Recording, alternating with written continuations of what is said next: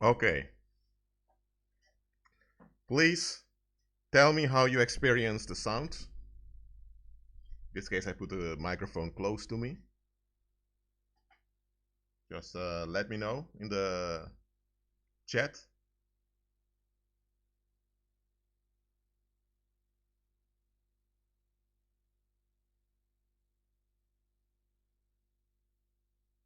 So,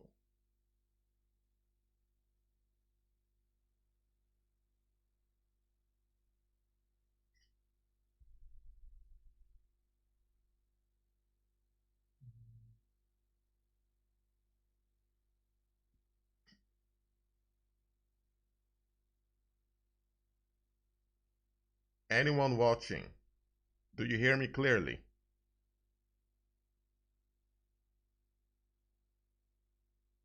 Just let me know.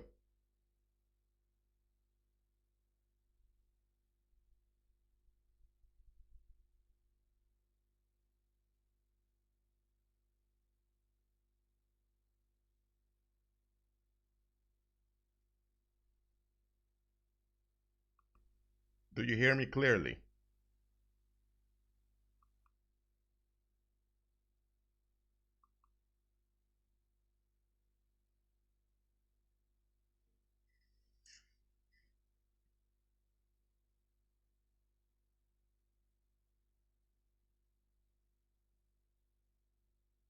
Okay, good. Good. So I don't have to do a long test in this video, so I'm happy with that. So I'm going to start with some scriptures. So you don't have to pick your Bibles because uh, I have them over here online. It's from the King James Version. I don't trust NIV. And simply said, the King James Version is more reliable, historically speaking, than the NIV. So let's go into the scriptures with me. And by the way, the Old Testament refers to the New. We walk in the New, okay? But still, the Old has some references that are relevant unto us, even if it's just for inspiration and to learn how to walk by faith, okay? Let's go to Deuteronomy chapter 18, verse 9 to 15. The context of this scripture is when the Israelites were delivered out of Egypt through Moses. It wasn't Moses who delivered them, it was the Holy Spirit that delivered them with the 10 plagues and all of that. And they received instructions for how to conduct themselves after reaching the promised land. And we're going to read, these are just a few verses. These are some of the instructions they received, and they relate to this subject. So, hold on. Let's begin. When thou art come into the land which the Lord thy God giveth thee, thou shalt not learn to do after the abominations of those nations. There shall not be found amongst you any one that maketh his son or daughter to pass through the fire, or that useth divination, or an observer of times, or an enchanter, or a witch, or a charmer, or a consulter with familiar spirits, or a wizard, or a necromancer. For all that do these things are an abomination unto the Lord, and because of these abominations the Lord thy God drove them out from before thee. Thou shalt be perfect with the Lord thy God. For the nations which thou shalt possess hearken unto observers of times and unto diviners. But as for thee, the Lord thy God hath not suffered thee to do so. The Lord thy God will raise up unto thee a prophet from the midst of thee, of thy brethren, like unto me, unto him ye shall hearken. Now the one he's talking about that the Lord will raise is Christ, okay? So that is fulfilled. But this over here was was also a prophecy for the New Testament to come. But this over here is also relevant for believers today, not just for the Israelites back then. Just pay attention to this. God does not want us to learn the abominations of the nations. That is the world. Okay? And it says here, thou shalt be perfect with the Lord thy God. Perfect here means in line with God, in agreement with God. That's what it means to be perfect with someone. Look, if you're perfect with someone, it means that you get along with an individual. And in human relationships, often one individual has an advantage over another. And in human relationships, people try to get a hold on each other's weaknesses and advantages so that they are secured, that things work out in their favor. Why? Because human beings are not always reliable, and even if they are reliable, human beings don't know everything. Okay, so human beings can be deceived. And here's the thing: the Most High can never be deceived. So the Most High expects us to acknowledge Him as our superior. Of course, He's superior because He's the ultimate being, and He wants us to trust Him 100%. That is what it means to be perfect with the Lord thy God. It has nothing to do with morality, nor with ethics, nor with external behavior, nor with doctrine. It has to do with trusting God. So what's clear here is that the nations or the world don't trust God. For it's written, for these nations, or you can say the world, which thou shalt possess. With possess, it simply means that they will be dominant over them in all areas of life. Hearkened unto observers of times and unto diviners. But as for thee, the Lord thy God hath not suffered thee to do so. So God does not want us to be involved with abominations of the world. So here it talks about making your son and daughter go through the fire. Now, physically speaking, this happened. And happened through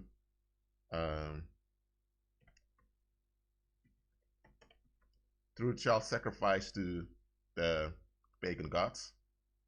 And this is something historians agree on because it's inevitable.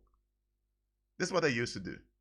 And the reason I'm pointing this out is because you need to learn this, because it's what God does not want us to be involved in.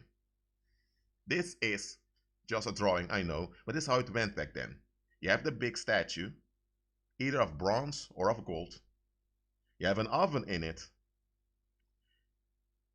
You have the woman donating her baby to the wizard.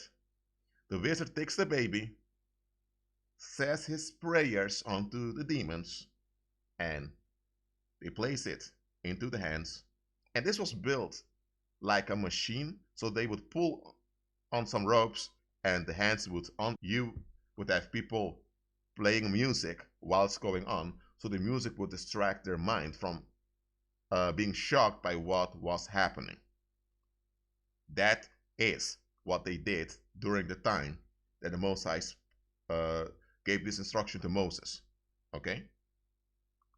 And these things have continued, but in a more, how would I say, sophisticated way.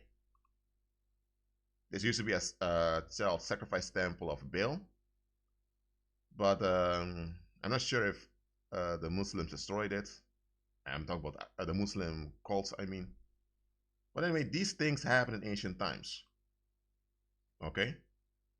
And eventually, even the Israelites in the later generations got involved with these abominations, even though the Most High told them plainly, do not learn the abominations of the nations. Okay? Well, let me see here. And today, yes, they do it in a form of abortion. And no, I'm not going to show any of those images because I don't want to traumatize anyone here. This is traumatizing enough to know that human beings did these crazy things in the past, and to some extent they're still doing it. So we are not supposed to learn the abominations of the world. Let's go back to what was said here. So don't make your son or daughter pass through the fire. So no child sacrifice. That's obvious here. Or that uses divination. Now, what is divination? Divination is, or we call it fortune telling. Well, it's a bit, okay, there's a difference, okay? Divination is when you rely on the counsel of an evil spirit. Let's say, for example,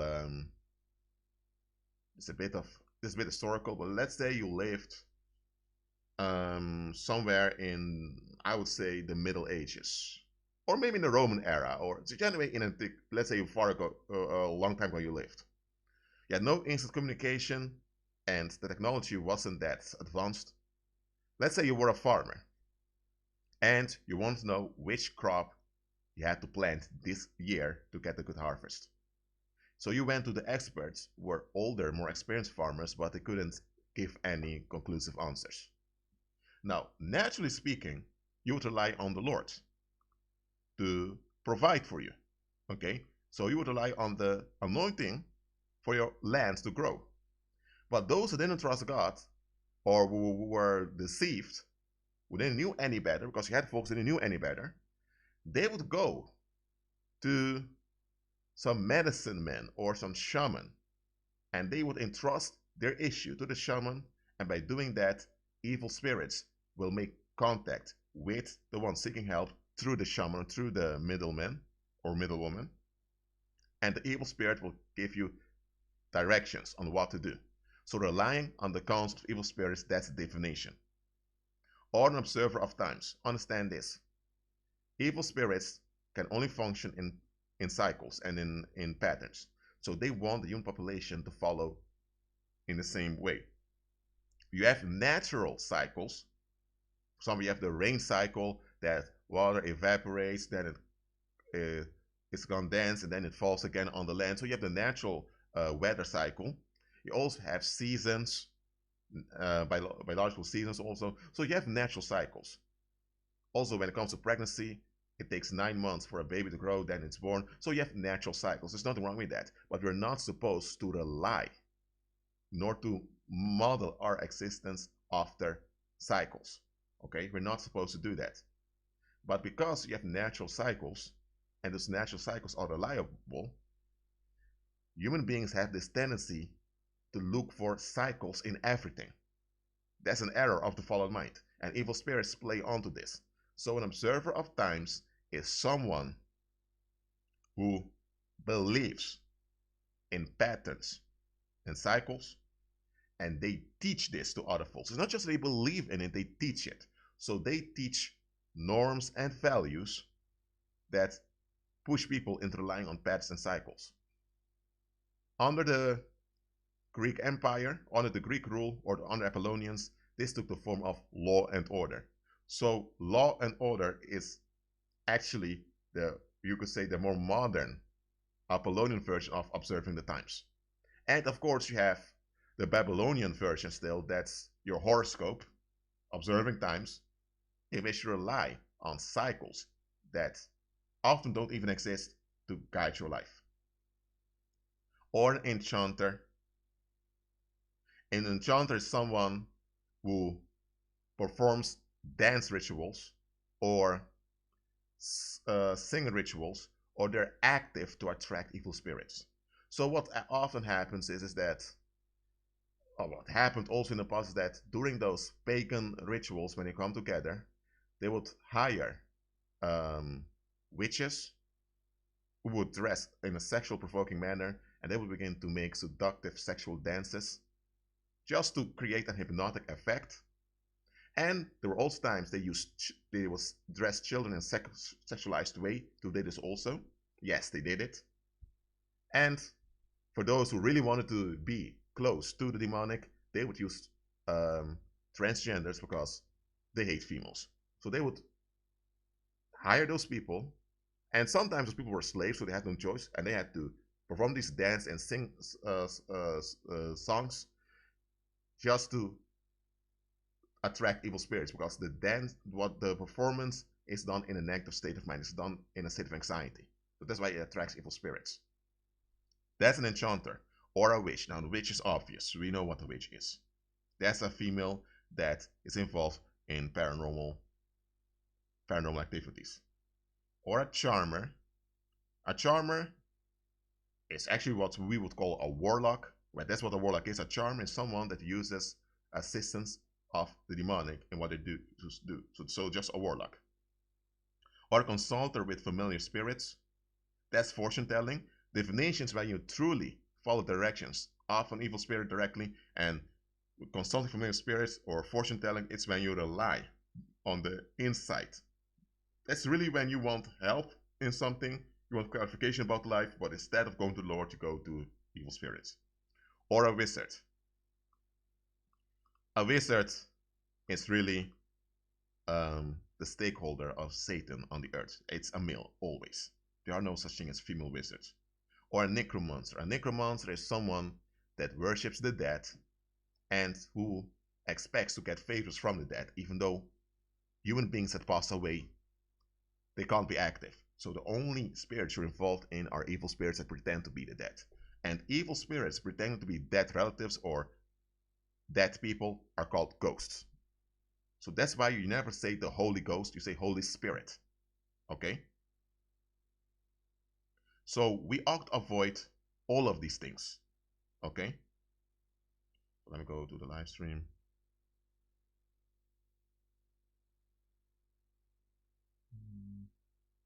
So, I'm glad the chat is working.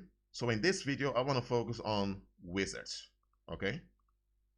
And before I continue, let me read Revelation chapter 21, verse 8. This is what the Most High said to the Apostle John when he received the revelations just before he passed away. But the fearful and unbelieving and abominable. About abomination, I just explained many of the abominations already, which you can find in the Old Testament.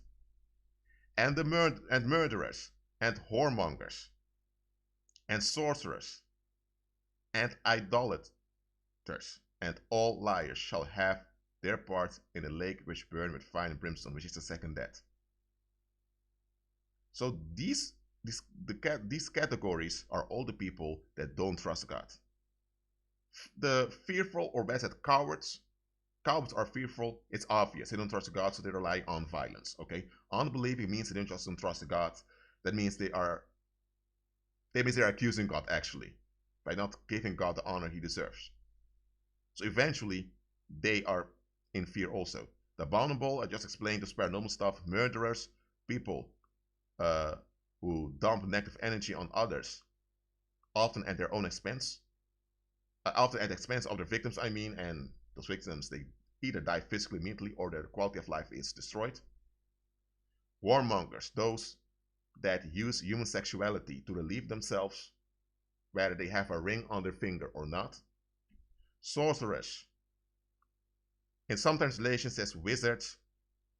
The difference is a sorcerer is a practitioner of black magic that uses drugs to control people or to trigger people in a state of anxiety.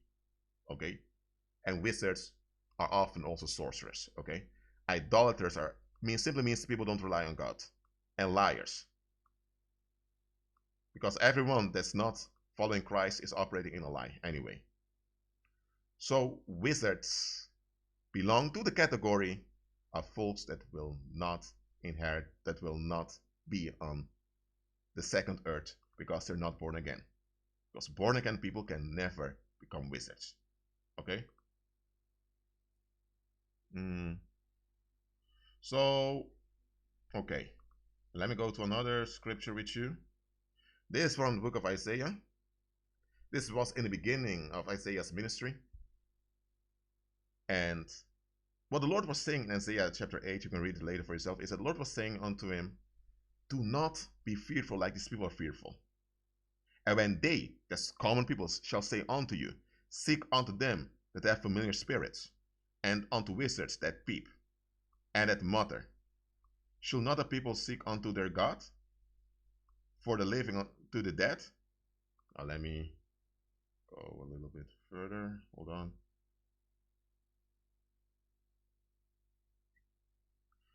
To the law and to the testimony. Okay, this was old covenant, okay? So we need to translate these to the new covenant. To the law and to the testimony, if they speak not according to this word, it is because there's no light in them. So, strictly said, for us, that means that if people don't realize that they should seek their God, and it is because there's no light in them, so they have no practical understanding. And they shall pass through it, heartily bestead and hungry. And it shall come to pass that when they shall be hungry, they shall fret themselves, and curse their king and their God, and look upward. And they shall look unto the earth, and behold trouble and darkness, dimness of anguish, and they shall be driven to darkness. So what this makes plain is that those that go to familiar spirits, because when you go to familiar spirits, eventually you rely on wizards, because wizards are appointed to manage those evil spirits by Satan. Okay, at least when it comes to human affairs. To peep and to mother, it simply means to say it in easy English, to complain, to murmur. So you have men who are heavily demonically possessed, and they are not happy, yet commoners rely on them. What? So they're going to the dead. Because those wizards are alive, physically speaking, but the attitude is dead. Because they're not into seeking Christ, so they're not in life. Okay? For us, it would be to the gospel and the testimony. This is because we're on the new covenant, but just understand this. If you rely on wizards or on familiar spirits, this is the result. You'll be stuck in cycles of self-destruction. You'll be stuck in relief seeking, and your mind will become dark. So you will only see trouble and darkness everywhere. Even when there are options, even if there are positive options, even if there are good things around you, you won't see them because you're trapped. And that's why Christ does not want us to learn the abominations of the world, because Satan wants to trap you in his darkness, because he's the prince of darkness. That's the only prince he can be, because he's not the son of the morning anymore. Okay, so the only God Satan can be is a fake God, and only fake God can be is the God of this world. So he needs to keep people he needs to keep people trapped in trouble. So that's why evil spirits will always trap you in some pattern or cycle. So there's another warning from the word over here. And in Leviticus chapter 19, verse 31, regard not them that have familiar spirits. Look at it. So if someone has familiar spirits, it doesn't mean that they are actively involved, that they've made fortune telling their profession. If they have familiar spirits and they don't seek deliverance from those familiar spirits, then you shouldn't regard them. Neither seek after wizards to be defiled by them, because you'll be defiled. It means you'll be contaminated with negativity by those wizards, as it's written in Isaiah. Okay? I am the Lord your God. So God is signifying here that he is your Lord and your God. That means that you should rely on him, because as your Lord, he is also your provider. Okay? So we should rely on his provision. Okay. And in the New Testament, the Apostle Paul spoke about how a lot of folks will turn to a reprobate mind in the last days. And he made a reference to two wizards that Moses encountered, which were the servants of Pharaoh. Now, as Jannes and Jambres withstood Moses, so do these also resist the truth. Men of corrupt minds, reprobate concerning the faith. Reprobate concerning the faith. Okay, so let me go to 2 Timothy 3, because it's written 3. Hold on. In 2 Timothy 3 talks about having a form of godliness but denying the power thereof. What this simply means, form of godliness, an external shell. From such turn away. It doesn't say remain at peace with them. You should walk peacefully towards everyone, but you can't be at peace with everyone. I explained that before. From such turn away. For of these sort are they which creep into houses and lead captive silly women laden with sins, led away with diverse lusts, ever learning and never able to come to the knowledge of the truth. Now, as Jannes and Jambres withstood Moses, so do these also resist the truth. Also, they resist the truth. Men of corrupt minds reprobate concerning the faith. But they shall proceed no further, for their folly shall be manifest unto all men, as theirs also was. Okay, so having a form of godliness but denying the power thereof. That simply means you're resisting the truth. And what it says is that people that develop a reprobate mind, they do similar to wizards. They're not wizards, but their mind becomes just as darkened as the mind of wizards. Okay? And here's how you recognize such people. They'll be always learning, going from church to church, Bible seminary to Bible seminary, or if they're just plain in the world, will go from one guru to the next, from religion to religion, and they'll never acknowledge the truth because they're not into the truth. And here's what it says about wizards and people that are turned towards a reprobate mind. For of this sort are they which creep into houses. To creep into a house simply means that you seek to get a hold on someone with the wrong intentions. By the way, one to have a hold on someone itself often is wrong. Unless you want to influence someone for the better on behalf of Christ, unless it's that you want to hold on someone for selfish purposes, that's creepy. And lead captive silly women with laden with sins. Worldly women are often easy praise for those wizards. It's just the way it is. Led away by diverse lust. And lust doesn't have to mean sexual. It can be any long for anything. If someone has a lust for safety, it means that you really want safety. If someone has a lust for wealth, they have a lust for wealth. If someone has a lust for attention, then they really want attention. Having lust, there's nothing wrong with that. But do you have the lust or do the lust have you? That's the difference. And with worldly people, often they have lusts that are not regulated, and that's why evil spirits get a hold on them. Okay?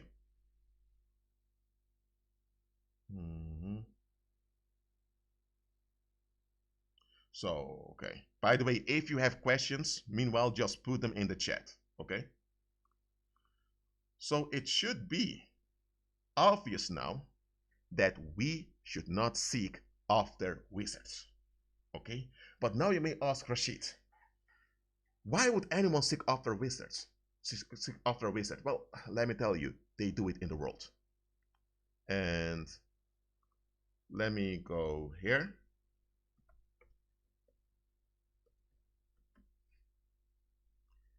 In the 2000s, this movie series became famous, where they tried to glamorize wizardry. And here you have the lightning bolt symbol, which refers to Satan. And what they've shown in those movies, and not only those movies, in all productions that glorify wizardry, they show some truth, but they mix it with fiction to confuse you. Okay? Now, how do real wizards look like? They want you to think that wizards go around on flying brooms looking like this. Well, how do wizards relatively look like? Well, let's see if I have. Well, this is how they often look like. Tell me if you can see this image, because I'm going to make it a bit bigger. Hold on, let me see over here. Or let me go back. Does anyone see the picture? This is how wizards look like. Not most of the time, but often is how they look like. As religious beings that are quote unquote pious. And you can see them having the ritual hand signs here. This one is obvious, the head of the meeting. These ones are adherents, where they are wizards in education, wizard apprentices. That's not certain, but this is how they commonly look like. Or, in a more traditional sense, in Korea, this is how they looked like then. Now, this is a traditional style that Koreans used to wear in the past, but that's how wizards also look like there. And, well, In the Western world, they may appear with a suit, a three-piece suit that's very expensive. But in general, this is their appearance. So about wizards. Let me just explain what a wizard is. Satan needs to have a government on the earth. Okay? And in order for this government to function, he needs to have stakeholders that make up the government. Without this, he cannot keep a hold on human population. And because human beings are designed to be led by men, males are the leaders in the world. Satan knows he needs to have men that are 100% loyal unto him. And those men need to agree with him completely, and they need to know that they will lose with him, because Satan knows that he has lost and he will go to the lake of fire. So Satan wants men who are so bitter that they rather perish together with him than submit unto Christ. That's the type of man Satan is looking for, because he wants them to form his government. Okay? So it goes like this. Human beings live together in villages. I mean, that's how it used to be. They live in small villages. Later you had cities after the flood also. Go to Nimrod. They live in cities or in villages. Villages often in a rural area with farms. And they had elders in that community that regulated the social and sexual relationships. And yet some of the elders were involved in the economy. And you had the chieftains who were the head that regulated that community. And in some places, you had an organization or an institution that claimed the monopoly of violence. That's the state, or you can say the government. And then you had a king. Okay? And they have several kingdoms within a geographic region, and you have another man above them is an empire. Okay? So that's how governments are constructed. Those are institutions that restrain violence because they want a monopoly on violence, and they work to regulate the minds of the people. That's what governments are. But behind the governments of the world, you have the shadow government. That's Satan's private government, where he communicates with his rulers. Okay? Because the world leaders that you see as presidents or prime ministers, those are just servants of them. I don't know if I can find that illustration online. Okay, I may need to look for, okay, but let's see if I can find it.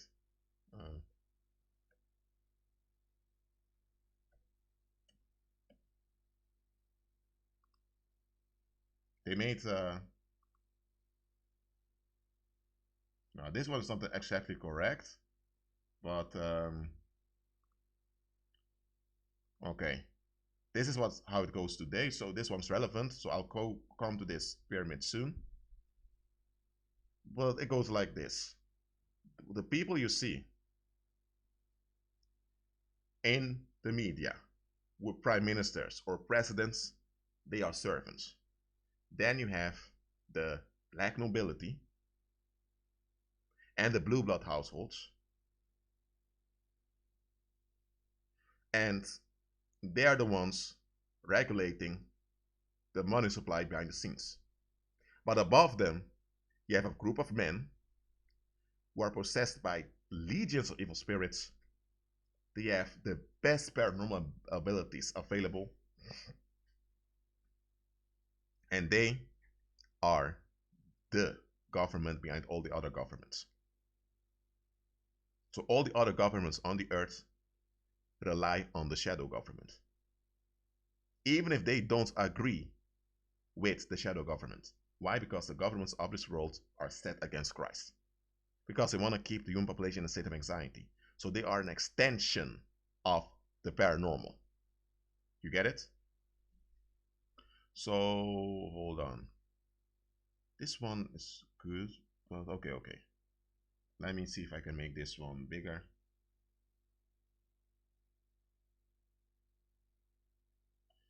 Now it goes like this.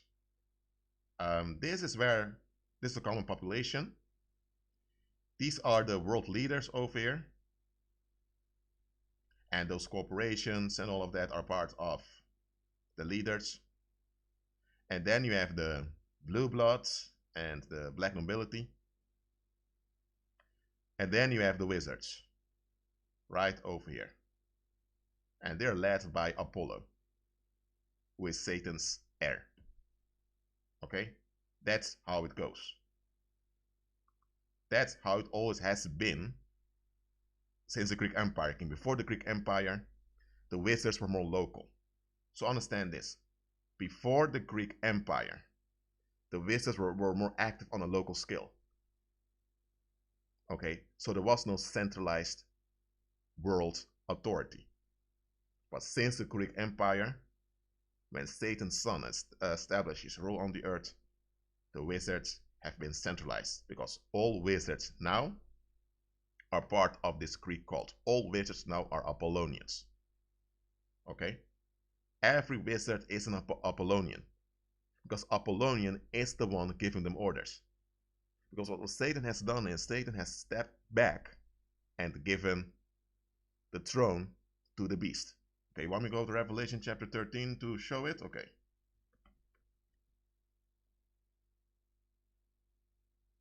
Hold on.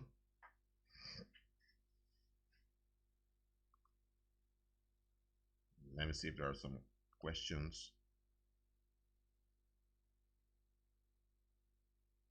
Okay. And it talks about the beast and okay, where is it written? Well, hold on.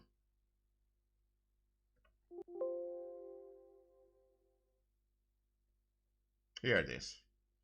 And it talks about the beast, which is Apollo, and the dragon gave him his power and his seat and great authority. So get this straight. It's the beast that runs the world. Satan is kind of with retirement and the beast is doing everything. That is what is going on now. So all wizards are Apollonian. Okay? So it goes like this. Just a quick example. If you want to be validated by the world, then you will need paranormal aid. And you can get it, but that only works to an extent. Then you know you may need to join a cult. And if you join a cult, it's very limited. And then, if you're a man, you'll get handlers that will tell you, you know what, just come to a secret meeting. And you go to the meeting, and you see there's a big party with a lot of attractive women there. At least you think they are women, but they're really transgenders. But okay, so they show you all this charm, and you think, whoa, this is life. This is what I wanted. But then they tell you what the real deal is. They tell you that to join them means that you need to worship Satan, you need to worship the beast, and they tell you everything. Even tell you that you have several days to think about it, and even tell you to read the Bible so you know which side you're choosing. Okay? And if you agree, then you sign up at a wizard, the demonic contract is made, and the demons begin to work for you. Okay, that's how it goes. So how does someone become a wizard? You have several disciplines or religions where you can work up to become a wizard. Okay?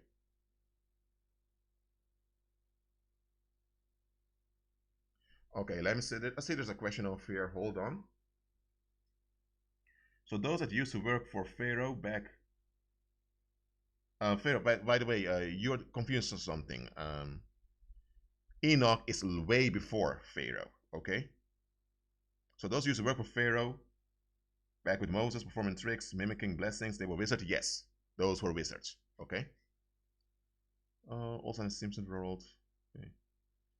Near here says the Jesuits are the chief order of wizards. The general channels information from Apollo, and they appoint provincials, leaders of provinces. They control the College of Cardinals, which is Catholic. Yes, that's true. That's how it goes. So, to become a wizard, you go through the boot camp, because their boot camp is quite militaristic. But you begin at a paranormal discipline. So if you're in voodoo, then you work yourself up through voodoo. If you're from the Catholic religion, then you'll work out from the Catholic religion. If you're from Shintoism from Japan and from Buddhism, you'll work up from there.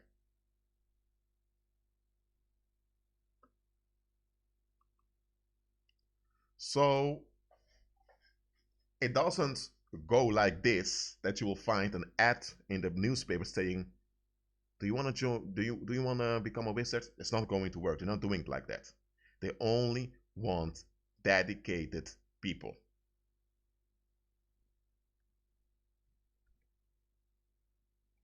They only want dedicated people in their thing, okay? Because without the shadow government, so without the Apollonians, Satan can't do anything. He needs those men. That's why those men get the best of his abilities. So wizards are men who vow themselves against Christ, against their own salvation, against their salvation being with, against being saved. They vow themselves against all light. They vow themselves against human happiness in general, to serve their master via Big Brother, which is the beast, to keep the human population anxious. That's what they do. But how do they govern the human population? How do they govern us? This is how it goes. Let's hold on.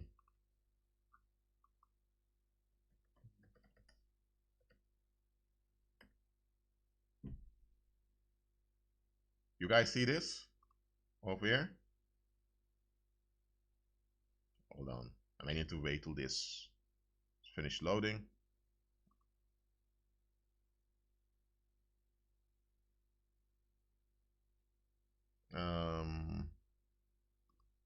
Let's. Where was I again? Hold on. Yes, I'm over here. You guys see these images of these intelligence agencies?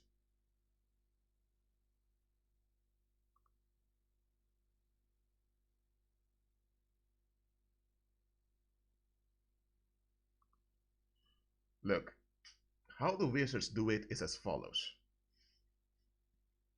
They create those organizations and they recruit common people for those organizations, because they know that an organization is likely to get a foothold on a community when commoners have trust in it.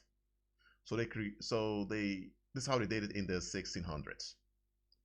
They went to Protestant regions like the Dutch Republic, and they established charity organizations that looked after the poor. So when people saw that those charity organizations did a good job, they began to support them. But those charity organizations were cover-ups, because the charity organization was handed over to a handler who's not a wizard, but a warlock, a high positioned warlock, and that warlock, together with a warlock cabinet, which is a tiny government, they would lead that charity organization.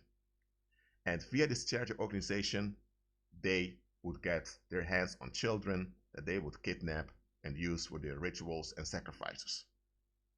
Okay, and it's by using these organizations as a front that they manage to traumatize the population without people being aware of it. But to do that, you need to know what's going on within a population. That's why those organizations are called intelligence organizations, because they're using their intelligence to get a hold on people. Let's go to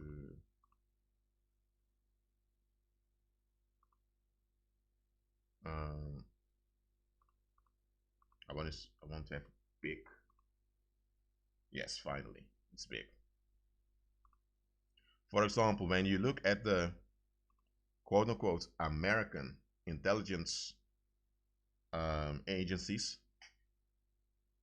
all those agencies don't belong to the United States government, neither federal.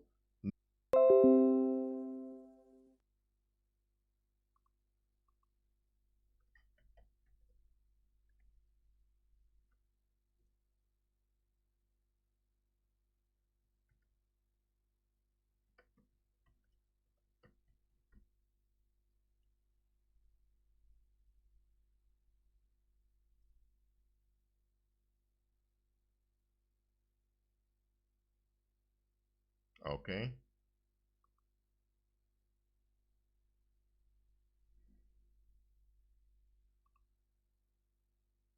Does anyone see me here? Hello?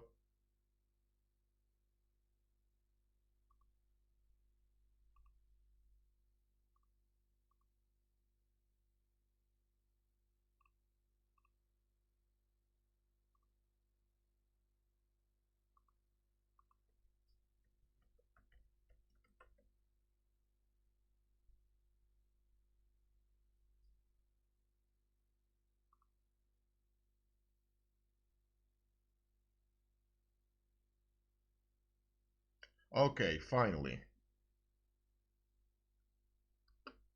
Okay, good. Where was I? I was talking about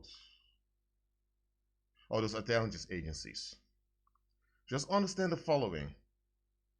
Those intelligence agencies are not part of your leader's administration, whether it's the MI5 in Britain or IVD in the Netherlands or whatever intelligence agency it is, all of them are extensions of the shadow government. Okay? That's all they are. And here's another tool that's very popular amongst the wizards: mega churches. Just wait till this works. Yes.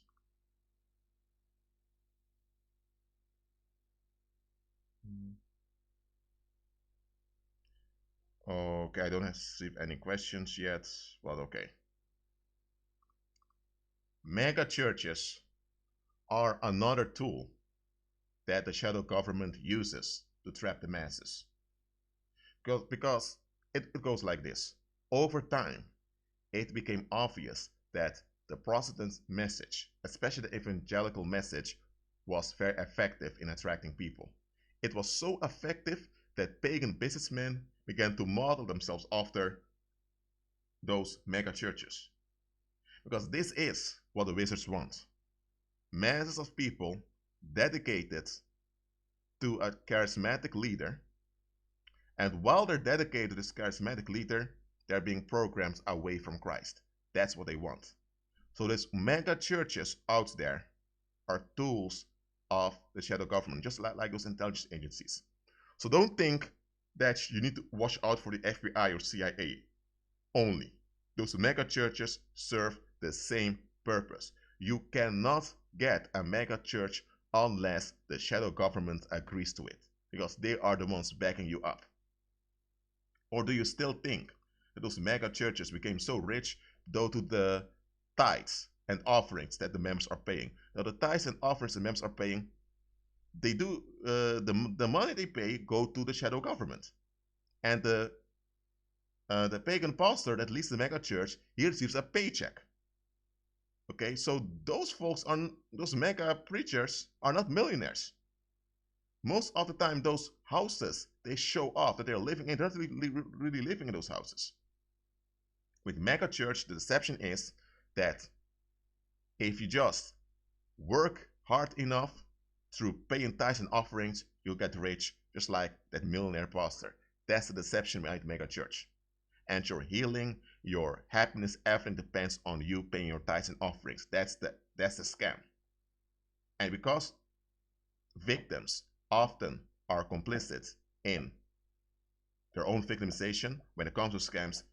That's why often it's hard for those people to wake up and realize that they are being scammed.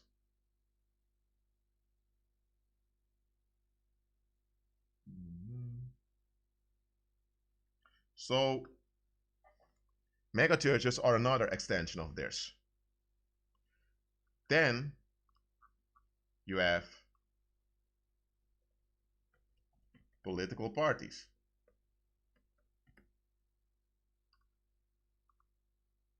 Okay? And this is something a lot of you don't want to hear. But I'm going to say it anyway. The Democrats versus Republicans thing in the United States, it's duality to track the population. Now you have more parties allowed, but mostly it's the Democrats and the Republicans. Those are the two options. It's designed this way so you would think I need at least the lesser of two evils. Outside of the United States, you have countries with I would say multi-party system, and anyone can come up with a political party as long as they have enough members that they can ask for subsidies. But who's approving those subsidies? Okay, look, everyone can start a political movement, but to get a political party to be part of the establishment, you need to be approved by the handlers. The handlers are the warlocks appointed by the wizards to regulate politics, economics, religion, the fashion world, you name it. That's how it goes. And all these parties are designed in such a way that party A has good things, but they lack few important things. But then the other party has those things that they lack here, but then they also have a lot of bad stuff. That's to keep you trapped between the options offered to you. So you think that you have a choice, but in fact you're not deciding anything. Now you can vote just to show that you care about the community. That's why a lot of people vote, but don't think that in the large scheme of things that your vote decides what happens. Your vote can be influential. It can be influential, but eventually it's what they've decided beforehand that they're going to push through, and they will use your vote often to justify it. Okay? So it's good to know that. Someone said here that we shouldn't get political because I believe the YouTuber liked his or her president. Now, listen to what I'm saying here. I don't care if if you voted Republican or Democrat, or if you're outside the United States, if you voted Green or whatever color you voted. Listen, you can have local politicians that want to get something done for the people. That exists. But the moment you come to national and international politics, you do not make it that far without the wizards approving of you. You either have to be trapped by the wizardry, or you need to be into black magic yourself. Okay? It does not exist that anyone gets into international and national politics as leaders, as active decision makers, and they are in Christ. That will not happen because the whole structure is antichrist. So why should an antichrist structure allow a believer to come in with the anointing? That's not going to happen. So if you are a believer that still believes in that fairy tale, I'm just telling you, unlearn it. You need to face things as they are. Okay? So we've talked about intelligence agencies, political parties, mega churches, and also another thing, a project they have are social movements. For example, Antifa. This Antifa and anti-fascist movement. Okay, these are the yellow vests movement. Then in the past, you also had the Black Panthers. Those who know Black history know about this group. Here they're doing the Masonic stance. Okay, so these are agents. They're even wearing um, hats with sun symbols in it. So these are obvious agents. Some of them may even be transgendered also. Then let's say which one you also had. You had neo-Nazis. You have these groups also. So you have all types of social movements that the handlers initiate on behalf of the wizards. And the reason they do this is because they know that eventually the population will be fed up. They know that eventually people want real answers. But they can't give real answers because then people realize that have been scammed all along. They want to trap the population within the scam, so they come with controlled opposition. For example, you have this guy over here. I'm going to talk about the yellow vest movements within a moment, but I need to do this first. Yeah, oh no, I'm not looking for this one. I'm looking for the English Defense League.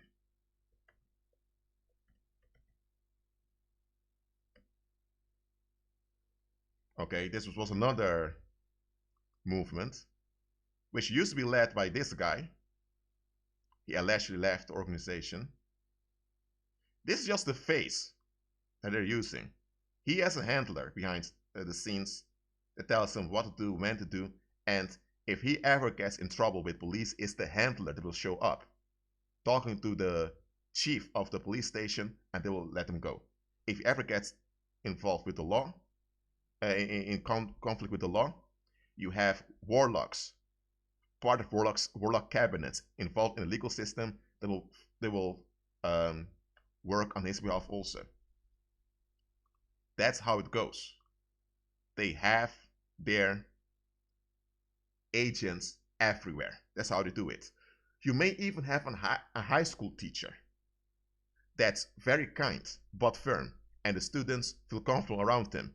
But he may be a warlock, part of a warlock cabinet. He may be even the satanic high priest. A satanic high priest is the chief warlock that leads a warlock cabinet. You have high school teachers out there, male high school teachers, who are really satanic high priest. A satanic high priest, you're only that for maybe a year or 6 months, so it's a presidency that rotates. And you may see that this teacher wearing a glass think he's just a bit nerdy, but in fact, he's a big warlock. He may be behind much of the prostitution and disappearance of children in the neighborhood, but because you see him just teaching high school children, you think, he's a fine guy. Just be careful. Now that I look back, I think there was a satanic high priest teaching at the high school I attended, but I'm not sure about it. It's just something I suspect. But anyway, praise the Lord, I survived it all. So someone asked about the yellow vest movement. Okay, where was the question again? Okay, the yellow vest. The yellow vest movement came into existence in France. So let me just go to it. Oh, vest.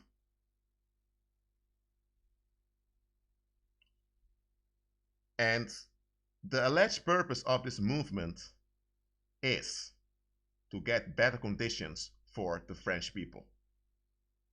Okay? And there's nothing wrong with that motive, because people should want to have better conditions for their own people. But something I want to show here, and maybe I should show it also.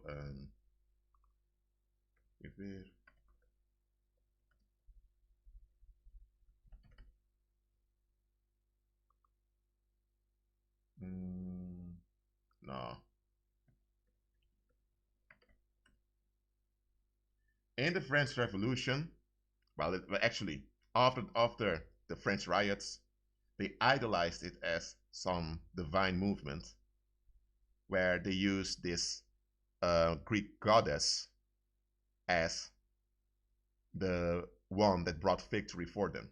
You have a goddess of victory with the Romans called Nike. Not certain if this is Nike. Nike is also where what Nike means. Nike comes from the Greek goddess Nike. Okay? Who's a Nephilim. That's where it comes from. Okay? So here you see this woman with the French flag, the revolutionary flag. And the revolutionary flag later became the flag of France. And here again, you see a woman with yellow vest with the French flag. And this image went all over the world. And this is how they do it. In the 19th century, they had this image. And now they show, where was it again? This image over here. This is how they do it. They use repetition to breed familiarity in the masses. The yellow vests, a lot of those people that walk with the yellow vests, they were sincere. They just wanted to protest. But the movement attracted a lot of people that just wanted to riot. And the warlocks knew it would happen, but that was their purpose. Their purpose is to distract France's population with the yellow vests so they wouldn't see what's actually going on. And the yellow vest is used throughout Europe, mainly amongst Caucasians, to distract them from the fact that a demographic change is happening. That's the reason for the yellow vest.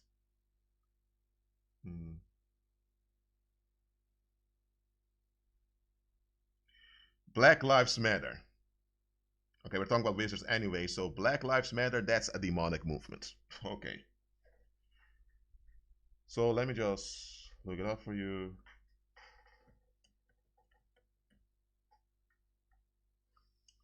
Black Lives Matter.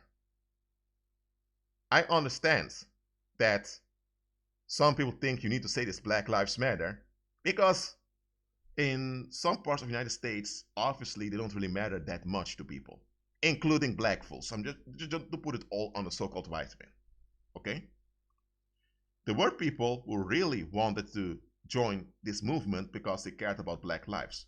But in the beginning, this movement was effective in addressing issues. But over time, it became infested with negative energy. It turns into a waste of demonic contention. And that's what most of those social movements end up into infestation of demonic activity. Because that's what was the purpose all along. They didn't just come out and say, we want to start a demonic movement. People think, huh?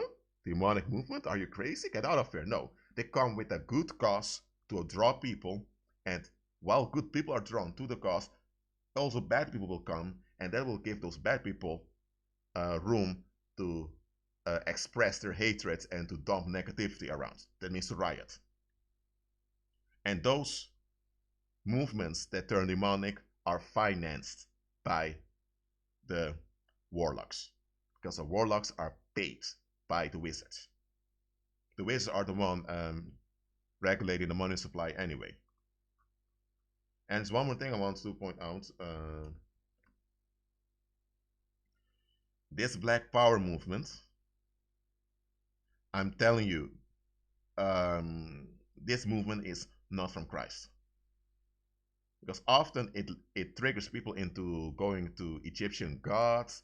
It leads to voodoo, because so-called blacks seem to honor their ancestors or their heritage, and their heritage is so-called voodoo or Santeria. No.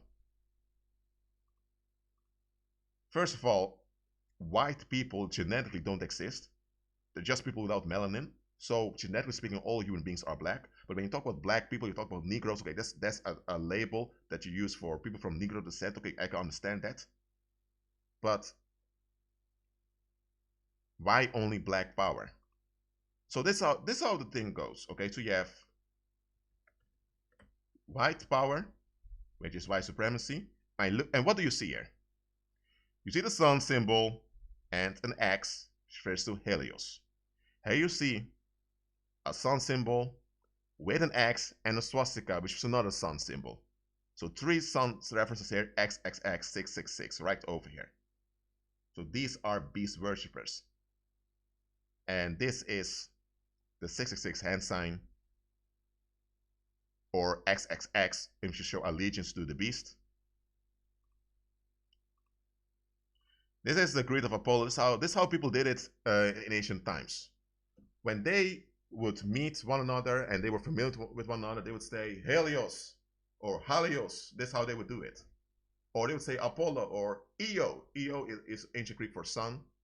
Or they would say Io, Eo, or EU. And later, this turned into hello, hello, and into hey, or Ayo.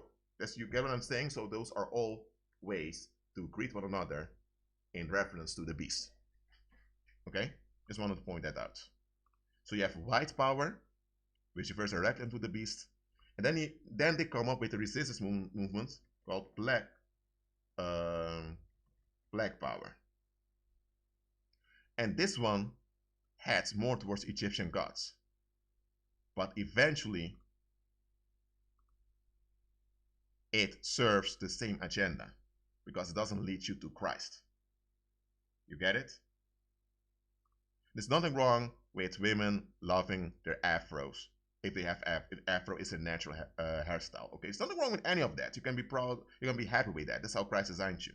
But the moment you associate your words based on a movement, that's idolatry. And demons already have a hold on you when you do that.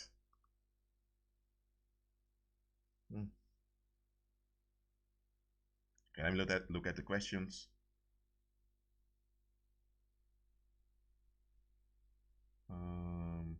What is a handler? Okay.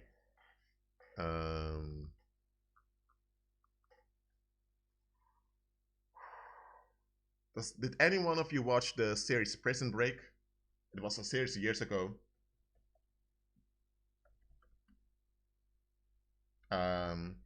This series showed how handlers operate. Okay, let me.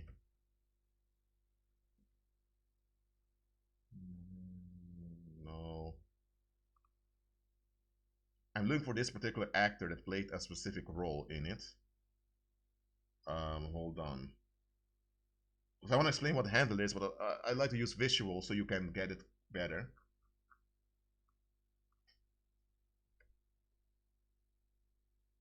Okay, I found it.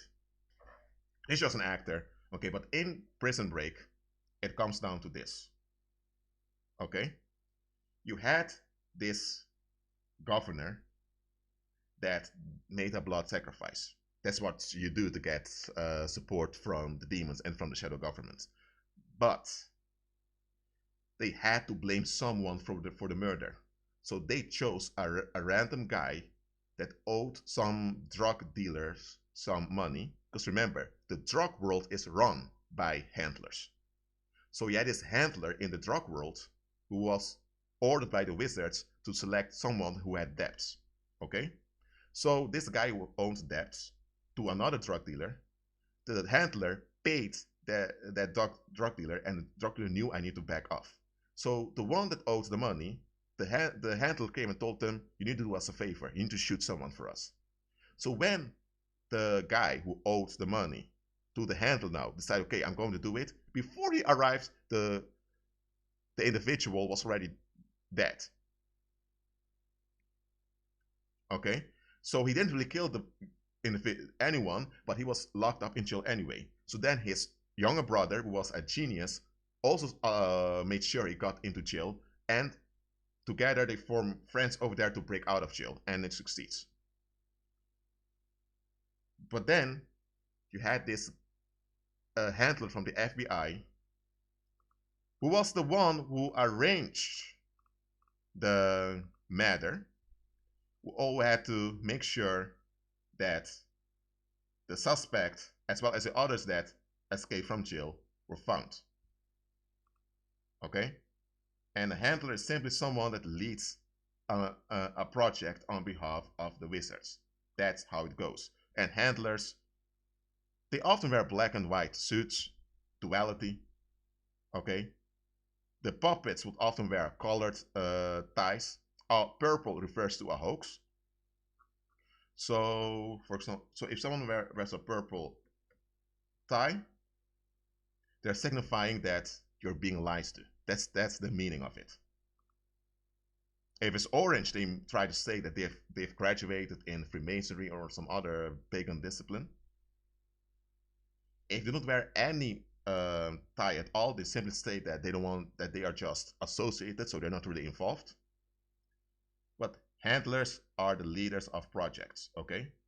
And in the business world, there are handlers everywhere. Okay? So you have the wizards, that's the shadow government, them together. Then you have the handlers who are chief warlocks, and those chief warlocks, they have other warlocks who form warlock cabinets, who are warlock councils that those chief warlocks lead. Okay? And those warlock cabinets, they appoint agents.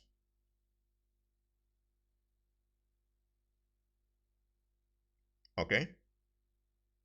So you have the wizards, who are the shadow government. They have the chief warlocks, who have warlock cabinets they lead, and the warlock cabinets, on the lead of the chief warlock, they appoint agents. Okay? And those agents are often desperate people that want to be accepted. Okay? And those agents can either be drug dealers on the street, or they can be, how would I say, they could be women online that pretend to be victims of narcissistic abuse to get attention from men, and or they can be lover boys, because lover boys are agents. Lover boys tend to be warlocks also, but they're agents. That's their rank. And lover boys most of the time don't even stand women, so they take out on the women they put into prostitution. And here's the thing: handlers are narcissists, because or else you wouldn't be able to do that job. Okay? By the way, you have to be a chief warlock to be a handler to begin with. So you don't just become a handler. You have to go through a lot of rituals and a lot of military training, because they have their militarized rituals that you need to go through before you become a handler. So I explained that. Let's say what's else written.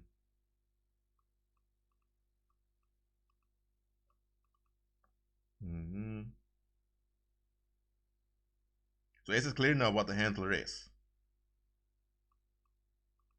Someone says everyone has a handler. It's the way the world works, unless you follow Christ. Now, not every human being has a handler, though. That's not how it goes. But everyone who becomes big in the world has a handler. Only the handlers themselves don't have a handler, because they have the wizards above them. Okay? So we are 1 hour and 15 minutes in it. So any more questions here?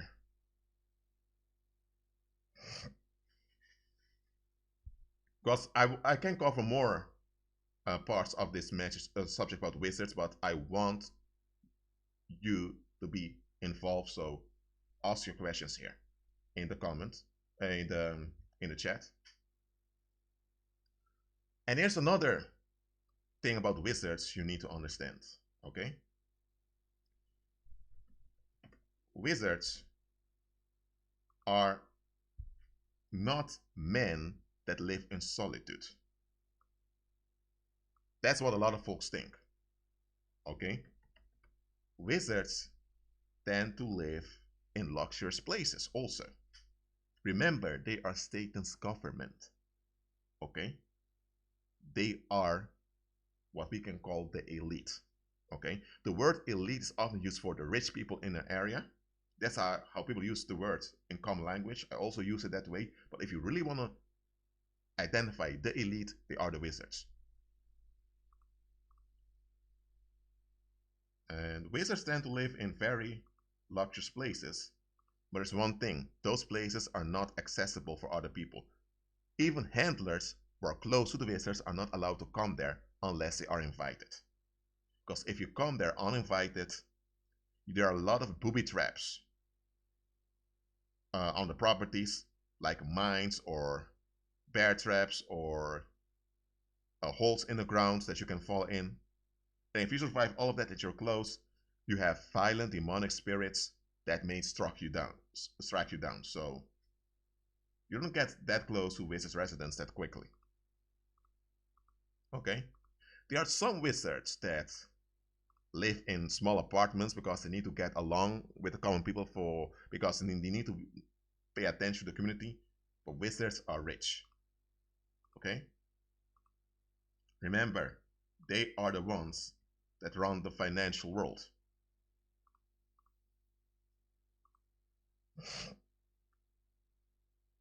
Mm-hmm.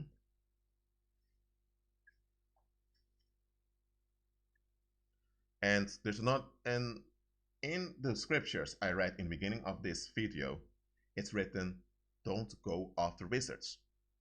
But just like I said, wizards, they offer you false escapes, so you will not follow Christ. Okay? And the handlers who are in full agreement with the agenda, they make sure that whatever project they are appointed to, that they succeed in it. Because if they aren't successful in their projects, they can be killed or severely tortured or whatever. Handlers, they agree with the yoke of fear that is placed on them. And the handlers know that if the wizards don't come after them if they fail, the spirit of death will haunt them. Okay? Yes. I'm going to talk about the metaphysical abilities. And a metaphysical ability is another way to say paranormal ability. Okay? Just understand, wizards are possessed with thousands of evil spirits. Now, in the Bible, in the New Testament, there was this victim who had a legion of demons that was enforced into him through victimization. So that can also happen. But wizards voluntarily are possessed with legions of evil spirits. Legions, okay? And they carry a heavy demonic presence with them. Okay? But often the demons, the legions, hang around them, not really closely to them, because if the legions are too close to them, it's going to be too overwhelming for people to come near them. And what happens is that those men, because wizards are only men, they hate females, of course, because they worship the beast, so they are in agreement with Big Brother. They can do things that no human being can do naturally. Okay? Let's say, for example, that you know what? Let me just show you something.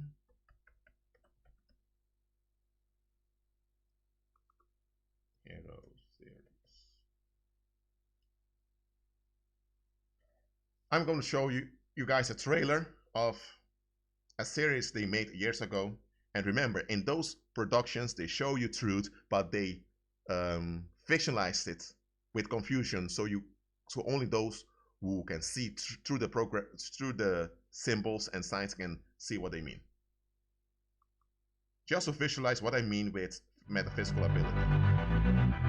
Je bent ondernemer. Je balanceert. Word hero, you have an equivalent of it in ancient Greek called hero. X-ro, hero. And that means that was used to say pig or swine, because there were a lot of people that hated Alexander in his first body. So hero was a way they cast out the beast, but it became a title of the beast, hero. So the English word hero is similar to the ancient Greek hero. Why? Because the English language is constructed by wizards. they constructed the English language. So they made sure that there are many words in the English language that are similar to the names of evil spirits or to demonic titles. So the English language contains many words that are similar to the tempted by the devil in the desert, and the devil told them, throw yourselves down, because the angels will come and carry you. Satan tempted Christ to show off his power, to prove himself. But Christ said, you shall not tempt the Lord thy God. What Satan asked Christ to do was quite dumb, okay? Tell anyone to just go up a building or a skyscraper and turn themselves down, they would say, get out of here. Or they would say, F yourself. I mean, what do you think? Satan was so desperate to tempt Christ that he even told Christ, prove yourself, man. But Christ said, that's not how my kingdom works. The proof comes when you walk by faith.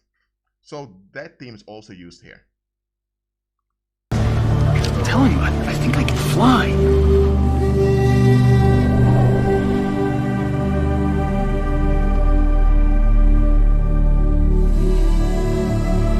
I have busted like every bone in my body, stabbed myself in the chest. I've just a 2-foot steel rod through my neck, and I don't have a scratch on me. There's this other person. I can't control it. I don't know what's happening to me.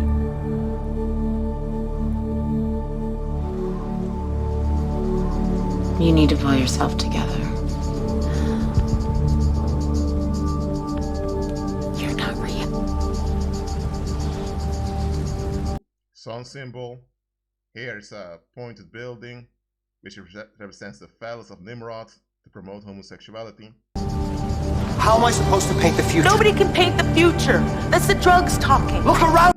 And this guy is on drugs and is able to paint what's about to happen. And that is how divination often works. So people that use drugs are very vulnerable to paranormal. And the reason they put this scene in the series, this character, is because in the past, warlocks would sniff cocaine, or they would use other types of drugs to open themselves to demonic realm. One other thing they would often do is use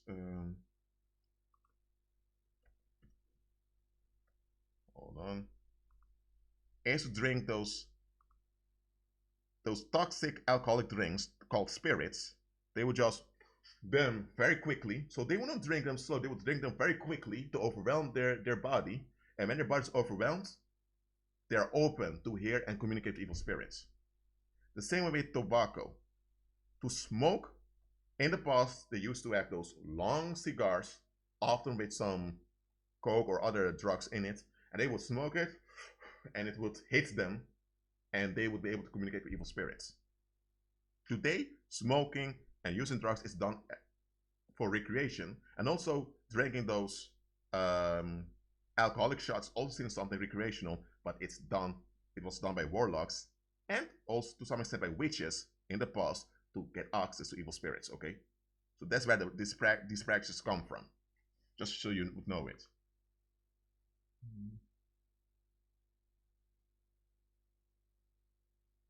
Yes, near here. Common police speaks originated with Alexander. When Alexander, that Nephilim, was on the earth doing his thing, a lot of the people were thinking, they would say, hero, hero, hero. They would how would I say?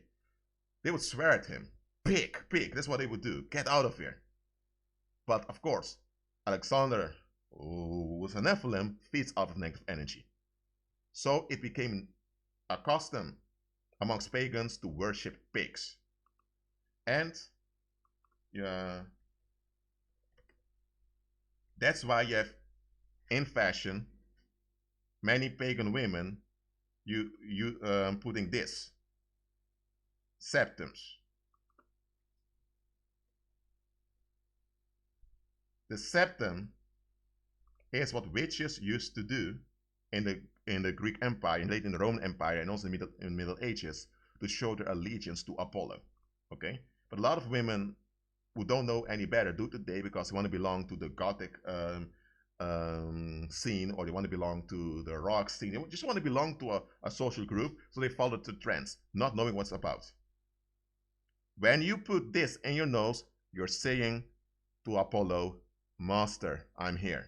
That is what this means. And blue hair refers to mermaids. Okay? So now you know the origin of the septum. It doesn't look that good on people to begin with, because this was they used to put on pigs to put them on a line. Okay, that's that. So where was I? Oh, over here. I found you in all these paintings. Every one of them has come true. This entire city's gonna go. Unless I stop it, I can save everybody. And this is what the handlers do. They want you to think that paranormal abilities or metaphysical abilities is something you can use for good. Now, you can do good things with a metaphysical ability, but the metaphysical strength itself is demonic. So you're trapped anyway. That's why superheroes are fun for children and are fun just to watch cartoons, but when you look at it carefully, they're promoting black magic.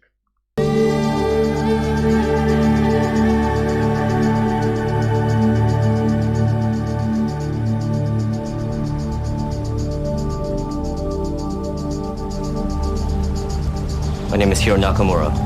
I'm from the future, and I have a message for you. When I was a kid, my family wasn't really my family.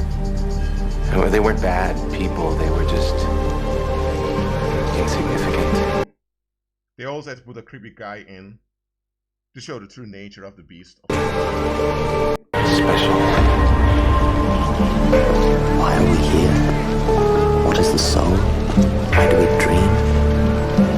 This need to solve life's mysteries when the simplest of questions can never be answered.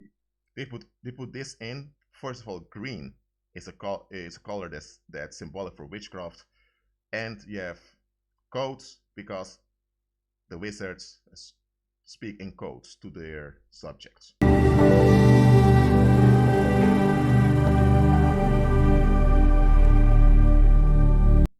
So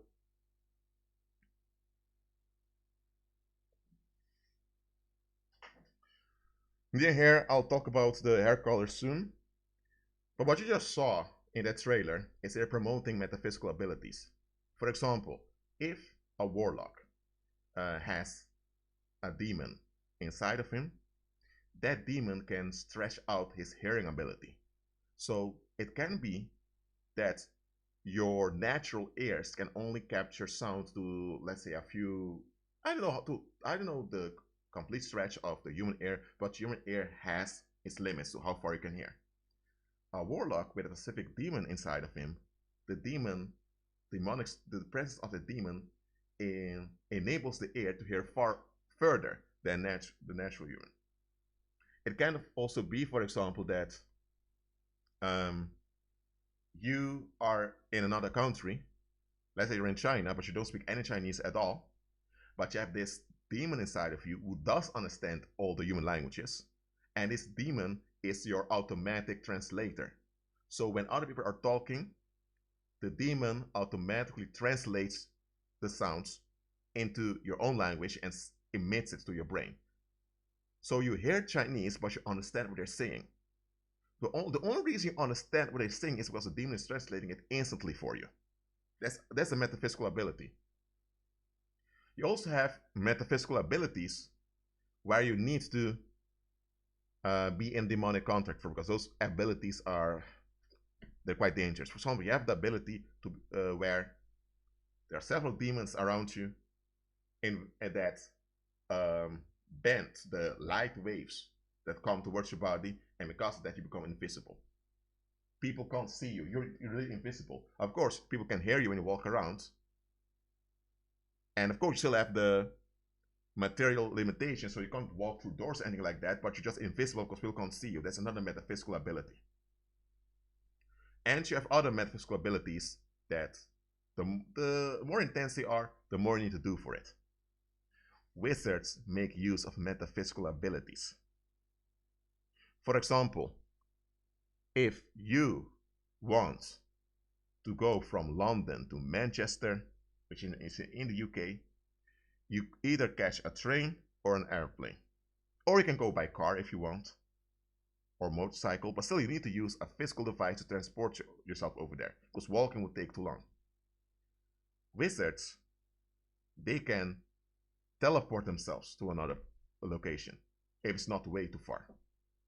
If the location is a bit further, they can use special technology that only wizards are allowed to use.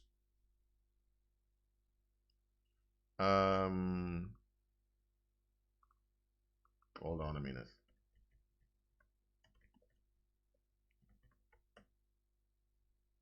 Lately, there was this guy who came up with an Iron Man suit that could fly. So it's not really the real Iron Man suit, like you see here, but they came up with an equivalent that, hold on, let me look at videos.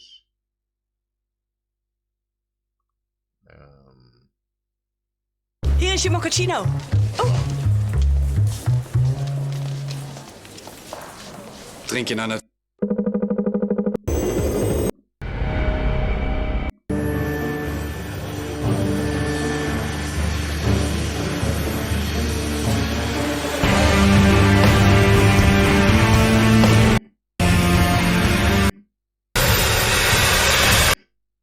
Well, for example, this. This is just common technology that has been reformed, placed on a suit, so now you have a quote-unquote Iron Man suit that can fly. Okay? But before they revealed this, you also had those Marvel movies that came out, where people were conditioned for what was to come. Now look at this. Wizards have special suits and devices that they use for quick transportation, because that technology is paranormal. You can't get your hands on that technology unless you are a wizard yourself or you are a chief warlock, you are a handler. Okay? So we have to use airplanes or high-speed trains to transport fast on the earth. They have other technology they use. Or if it's a short distance, they can teleport themselves, because teleportation is a dangerous thing to do. Okay? So I hope that is clear. So about the mindset against Christ. As I mentioned before, wizards are losers who agreed against the Most High completely. And in exchange, they want to have a piece of Satan's pie. And that's what they get by becoming his government on the earth. So they're self-destructive because they know that when they die physically, because they will die physically anyway, they know that they'll be resurrected and they'll be thrown into the lake of fire. They know that. It's just that they're too proud to submit unto Christ. So they're quite dumb. That's what wizards are.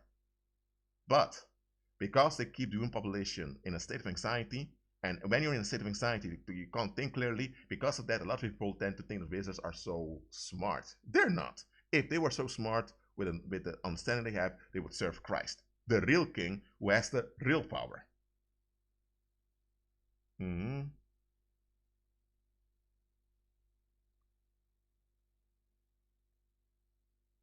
Okay.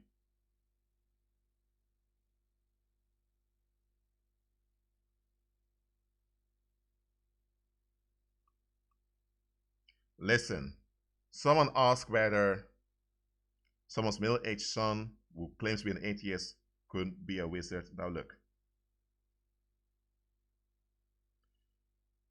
If someone is a wizard, they likely will not tell you to begin with. They will pretend to be an atheist. And by the way, atheism itself is a social movement to keep people dumbed down and vulnerable to evil spirits. Okay? Because many of those atheist leaders, atheist role models, when you look at them, they're part of Freemasonry or they're involved in witchcraft. Or they're promoting it in a covert manner. Okay? If someone is a wizard, they will likely not tell you because they don't consider you part of them. To become a wizard simply means that you want to become Satan's son. You want to be adopted by Satan because you see him as the father you never had. And Apollo becomes your older brother after whom you model yourself. So it's you forfeiting being part of the human species so that you will become part of Satan's species. That's what it means to become a wizard.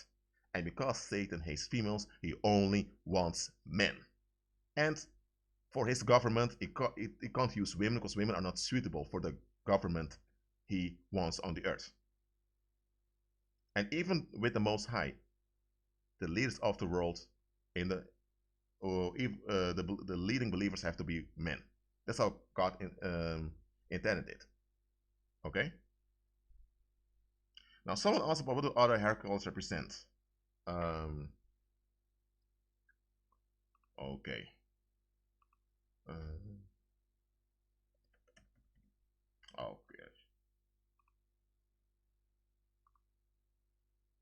No, I don't want to see ISIS, but okay.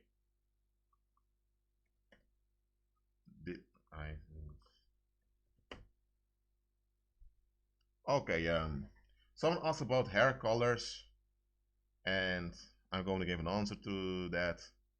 This is an Egyptian goddess Isis. Here's an illustration of it. And this entity used to turn her hair red, which signifies fertility and fierceness, or the masculinization of the woman. Okay, and then you had where's that thing again? By the way, normally I don't show you those entities, but now I'm speaking about them anyway, so why not show them? This is Jezebel, a Nephilim, and I've spoken about this entity before. She, a Nephilim, shapeshifts on the earth, and she also turns her hairs red to attract Germanic men, the white men of the time, which were not many, because red-haired women were considered very attractive by the Germanic men. So to lure Germanic men, she would shapeshift the color of her hair to fierce red, which she would make her lips completely red, and she would lure the men to vampirize them. That's what this entity did. Well, the Greeks killed her eventually, praise the Lord. One good thing those pagans did. So that's red hair. So, and in the Gothic scene, you have a lot of those alternative models dressing in black with red hair. They are emulating coastal slaves there, as well as they're aiming to attract the strengths of Jezebel in controlling men. But they fail most of the time. Okay? So that's about red hair. Why they dye their hairs red. And by the way, witches often do that, making their hair red because they want to please the Jezebel or the other entities they're involved with. And by the way, red hair also has a psychological effect on men because red is a color that triggers urges, so it's also a way to draw sexual attention to yourself. And the demons who are in or next to the witch feed off that sexual attention because demons want male sexual attention because demons are sodomites. Hold on.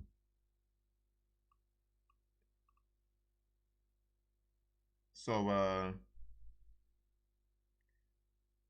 let me say about blue hair. I explained it has to do with mermaids.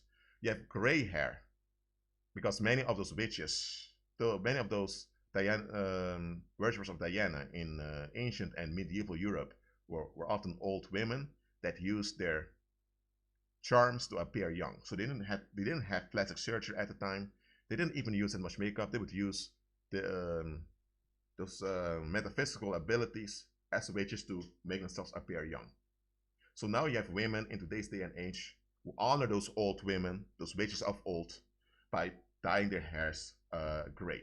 So you have a young woman, maybe 20 years old, with gray hair. And they say it's fashion. And often people put some gel in the hair or some other stuff to make it a bit more shining, just to refer onto the paranormal strength that those witches of old had.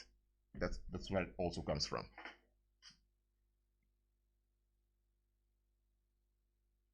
At this moment, I don't know what you mean with the Iliad. Okay, so be a bit more descriptive about it.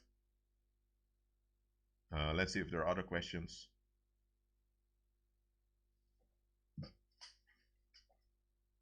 Well, the title of this live stream is "To Never Seek After Wizards."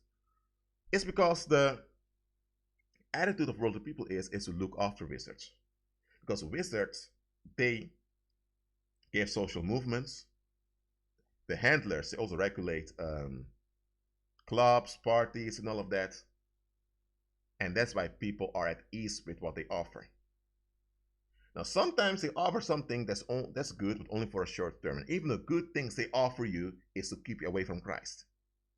It's to lead you to the lake of fire wisdom. The Trojan War. Now, about the Trojan War, about that Trojan horse thing, Troy as a town existed. It was a Greek city. And as I said before, those Greek city-states, they would have conflicts with one another. Okay? And I don't know what exactly was going on, but Troy eventually was invaded, or maybe it was another way around, but anyway, Troy was eventually destroyed. So one of the slaves that escaped from Troy established New Troy, which later they called Londinium. The Romans came and they extended the settlement and called it Londinium, which today we call London. Okay, so London is actually New Troy. Okay, now you know that. Now, I'm not sure if wizards were directly involved, but warlocks certainly were. But the history of Troy was later dramatized to honor Apollo. So you have this hero in the story of Troy, in the myth of Troy, that actually was not there at the moment, but they invented this figure to praise Apollo. So that's what they did with much of ancient Greek history. Okay? The history happened, but in the delivery of the story, they would I won't say invent fake characters that didn't exist. Well, in the case of the story of Troy, they did, but often they would tell in such a way that the historical figures will receive Apollonian characteristics. Okay? It's bad to get dreads? No. There's nothing wrong with dreads, okay? It's just a hairstyle, okay? And the Nazarenes used to have dreads in ancient Israel. So there's nothing wrong with having dreads. Dreads is natural. But why do you want to get dreads? Is it because you're comfortable with dreads, because it's your natural, the way your hair goes, and it fits your personality? If it's just for you and you are comfortable and happy with it, there's nothing wrong with it. But if you put on dress because you want validation of belonging to some group, okay, now that's paranormal. And there's also this demonic entity called Dada who also has dreads, because evil fallen angels also have their hairstyles. And people that often join the Rastafari movement, they join it because they think it's about Africa, fighting against white supremacy, it's about fighting real history. That's what draws them in. And many of those folks mean no harm, they're just being trapped. But the Rastafari leaders who lead the Rastafari movement, they worship Dada, who is a fallen angel who has dreads. And that's why the smoking cannabis or marijuana is common within this movement, because the leaders of that movement, who are warlocks, they use the smoking of drugs to open themselves up to demons to communicate with them. Because human beings cannot communicate naturally with demons. They need to be in an altered state of consciousness to do this. Unless they're completely traumatized and their energy field's completely broken, they can't communicate with demons naturally. We can't do that. We're not assigned to do it.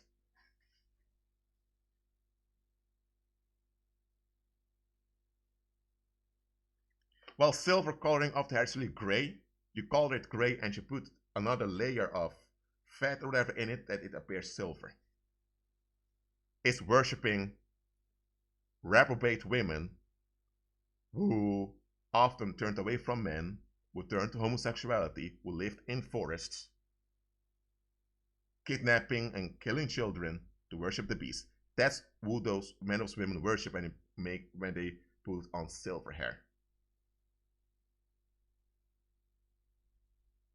Why would God be mad at you for getting dreads while it's your natural hair?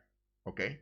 If you have thick hair, like afro hair, and you allow it to grow, it will into dreads. Even other hairstyles you do, it will turn like this. Nothing wrong with dreads, okay? Don't let anyone fool you. But, do you have dreads because you want to belong to a movement? If that's the case, then you fall under the worship of Dada. Okay? But if you do it just because it's natural for you, praise the Lord.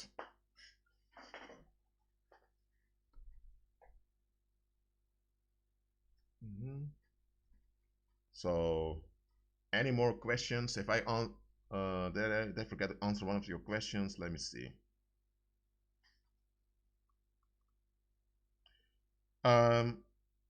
Esigwe, you're probably from Africa, I think, based on your name. I may be wrong.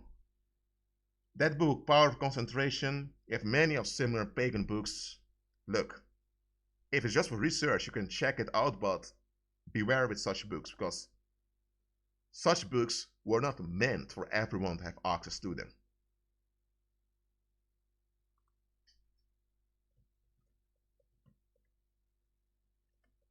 Today with the internet, you can get things quick, very quick, but just beware with such books.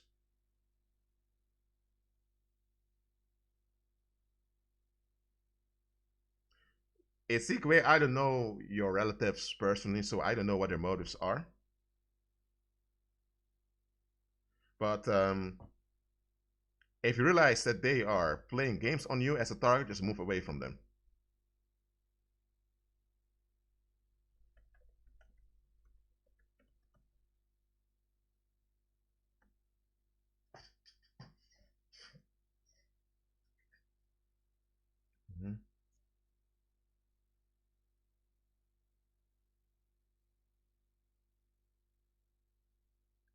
Well, those artists, I don't consider this art at all, okay? I'm into writing short novels, in photography, and making short movies. I'm into all of that. So I'm an artist in such a in such a sense, and I'm an anthropologist also with historical knowledge. I don't consider this mutilating of your body to look like a lizard or something like that to be art. It's hatred towards Christ expressed by mutilating what Christ designed, your human body. Okay, wizards don't do that, mutilating the body like that. They know better. It's commoners who have something to prove that do such things. And about tattoos, because I'm going to talk about that also. One thing before I close. This is how Jezebel looks like. The real Jezebel, that entity. If someone has dreams, so-called, with a woman like this appearing, very charming, very sweet and all, it's Jezebel approaching you, okay? She doesn't come with lipstick and high heels and all of that. She comes as she is. She is considered a beautiful Nephilim, but I hate to use the word beautiful with a Nephilim because it's a Nephilim, okay? So I just wanted to point that out.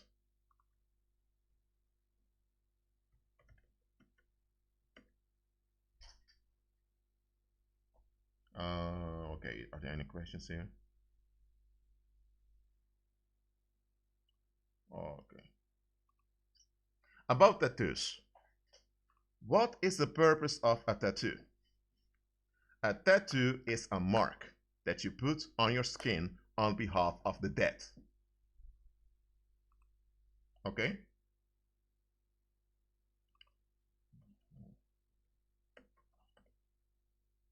That's what a tattoo is.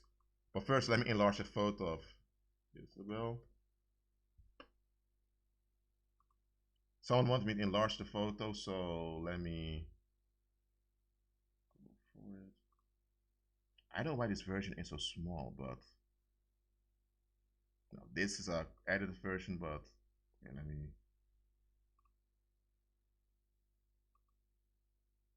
So don't look at the glitter.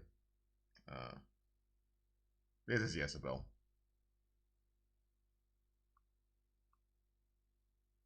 The worst type of female figure that exists. This is her. I'll leave it for 4 more seconds, then I'll remove it because I don't want to give this filthy being more attention than needed. Okay? 1, 2, 3, 4, bye. Okay. So, okay, about tattoos. A tattoo is a mark you put on your skin on behalf of the dead. This is how it went with fortune tellers, so warlocks, and also witches in the past. When someone passed away, because there were tribes where they cremated people. For example, the Nordic tribes from the Germanic folks, they used to burn people, okay, cremate people. And what they would do was they would take some of the ashes of the burnt corpse, and they would mix it with ink, and they would burn the ink on the body as a mark to the one that passed away. And you also had chieftains or soldiers, well, soldiers or warriors of tribes that would put marks on their skin for every man they killed. That's what the origin of tattoos is, to signify your loyalty to the local tribe, to the ones that are dead. So it's necromancy also, because you make a reference to the dead, and to show allegiance to the gods, which are demonic spirits. Okay? So tattoos were not the norm in ancient nor pre-modern history. Okay?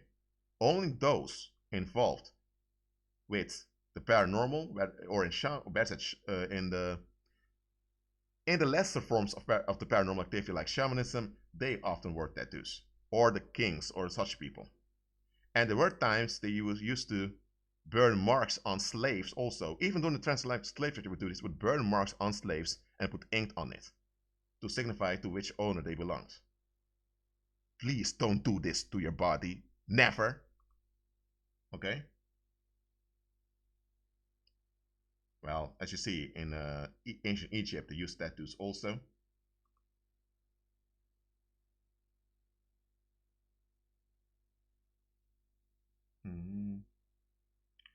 So, tattoos were forbidden by the Most High to the ancient Israelites. Why? Because the Most High did not want them to be confused with the pagans of the time. Okay? God did not want them to participate in making marks on their skin. Because today, you can get it off with special lasers, but even then, your skin will need to recover. Back then, it was much more difficult to take it off. And here's the thing. You will carry that mark likely for life. Okay? So, and here's the thing. If the Most High wanted you with that mark, you would have been born with it. Now look. Some people say, Rashid, you shouldn't condemn. People have their reasons. Maybe, look. I serve Christ. Okay? And I will not put any ink in my skin. Forget about it. Not going to happen. Okay? If you do it, you'll have to give an account to Christ for yourself as a believer. Me, I'm not doing that. Neither am I going to support it. If you've done it, I'm not condemning you, because this physical body of yours is mortal, so it will expire anyway and you'll get another body. Okay? The main reason why the Most High does not want you to put marks on your skin is because it comes from worshiping the dead. It's holding on to the past, and Christ wants you to walk in the here and now. Well, why are psychics bad? Is it even necessary to ask that question? If the only spiritual power we are allowed to rely on is the Holy Spirit, that means that every other reliance is demonic. Okay? And I made videos about fortune telling in which I explained why I should never rely on fortune telling. And I'm going to summarize, I'm going to give an example now why I should never rely on psychics. Okay?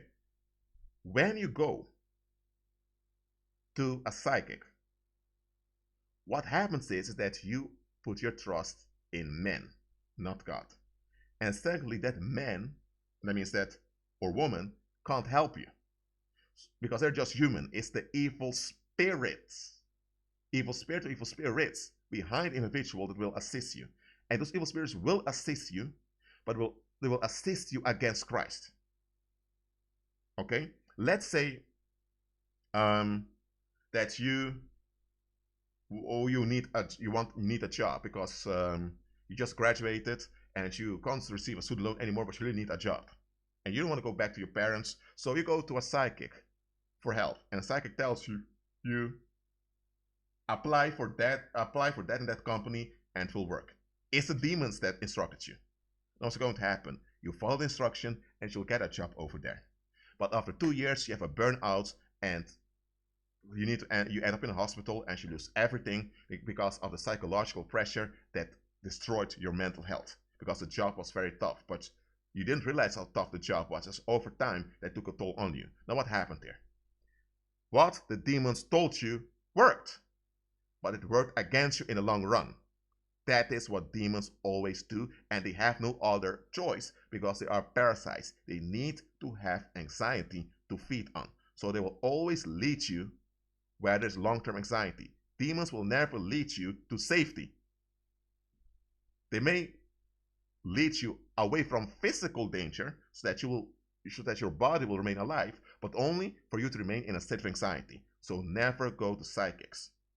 You will be scammed one way or the other.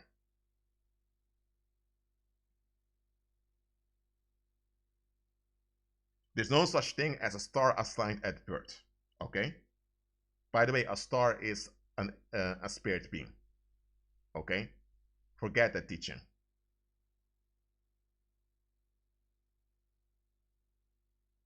Let's see the other questions. About decreeing and declaring, Christ decreed and declared. The prophets of old decreed and declared. And the apostles did the same thing.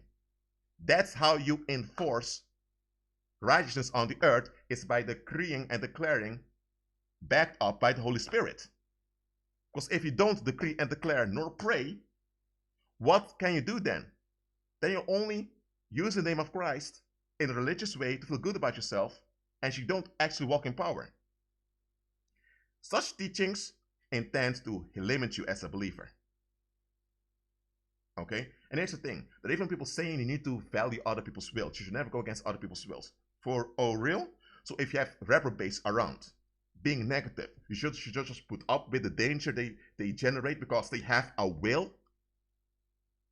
What if the police would not arrest a rapist wanting to assault a child? Because they would say, hey, he has a free will. You should ask permission if you should intervene. What?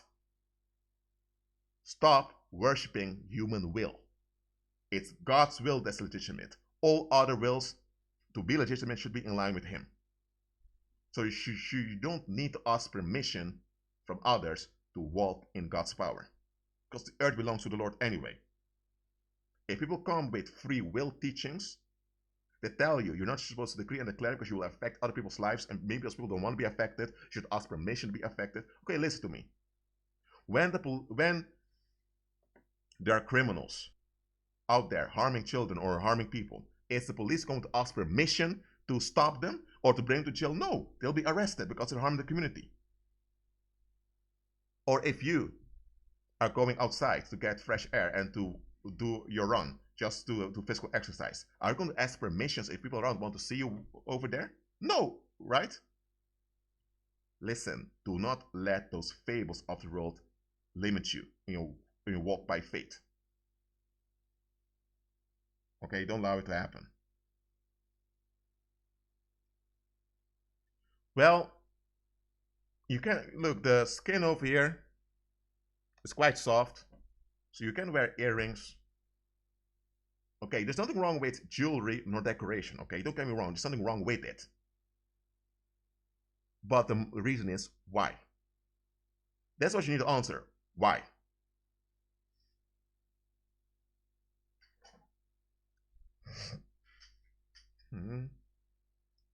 And here's another thing, before I forget it.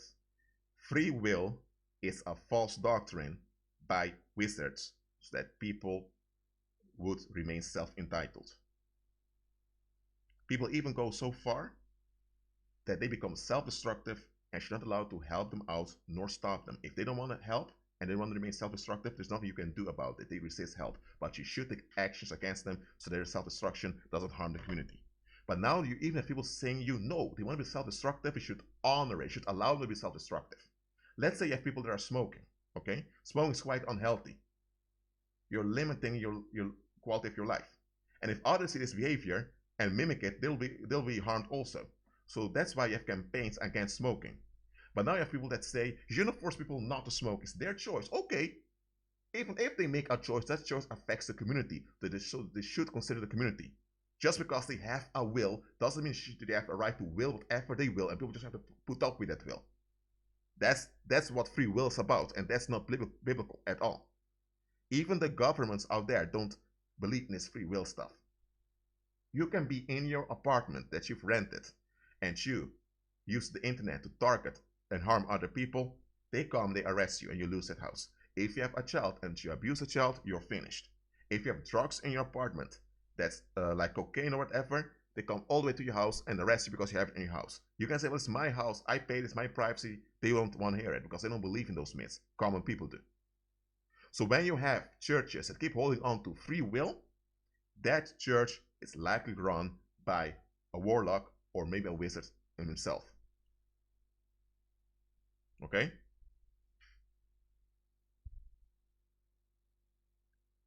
Astronomy. So studying the sun, moon, stars, there's nothing wrong with that. It's God's creation. Astrology, that means relying on the heavenly bodies, that's not from God.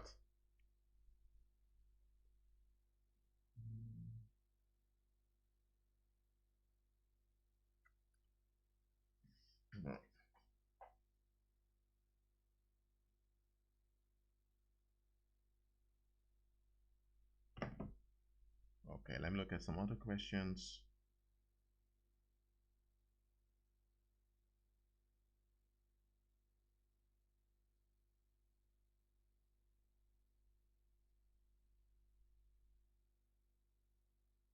Someone says, Debo, sir, is that everything on the earth is connected to the dark side? No, no, no. Beware with your words, in this case. Not because they're offensive, they're not, but so that you won't trick yourself. Sometimes we use words that trick ourselves. What I mean is sometimes we use words that bind ourselves, okay? Everything on the earth is connected to the dark side. No, the earth is the Lord's. The earth is where we dwell. The world is a construct, and everything of that construct is connected to the paranormal. So everything in the world is connected to the dark side. That's correct. But if you say everything on earth is connected to the dark side, if you say this to yourself often, your brain will begin to associate the earth as a dangerous place, even though it's your home. And Christ wants you to be on the earth. So before you know it, you'll be putting yourself under a spell where you're uncomfortable at where you are because you think everything on the earth belongs to the devil. That is not true.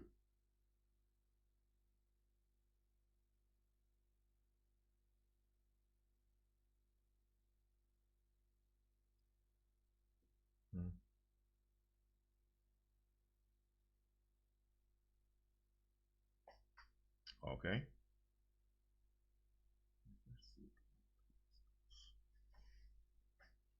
Hold on.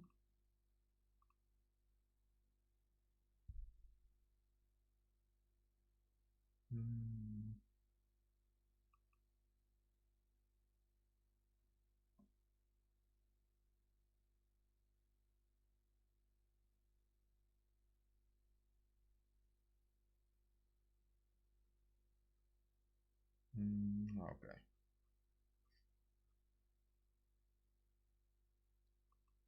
Now look, I'm not talking about stars in the sky, but a star is a reference to a spirit being.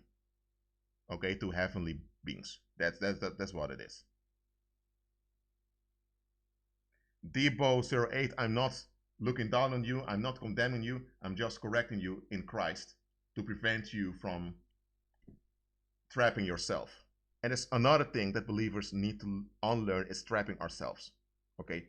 Too often believers trap themselves due to false teachings that they were conditioned into. So what happens then is that demon spirits just relax because they know that that believer is as a wrong association that they can't see as wrong, so they're operating in it with full conviction, and the demons know sooner or later it's going bad. But when you operate in line with Christ completely, demons will begin to take action. So that's why, as a believer, what you can expect is tribulation, which, first of all, the world's in a fallen state, so of course there will be tribulation, but especially as a believer, there will be tribulation because you will face paranormal as well as human resistance. The moment things are at ease all the time, that means that something ain't right. Okay, so let's look at another question. Can you talk about Merlin? Okay. So, get away, Jezebel. I don't want to see you.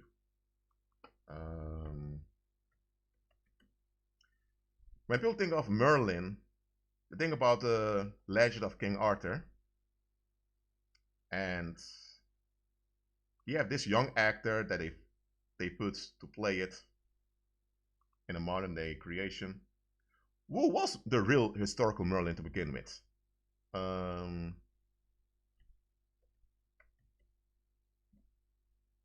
First of all, after the fall of Western Rome, so let me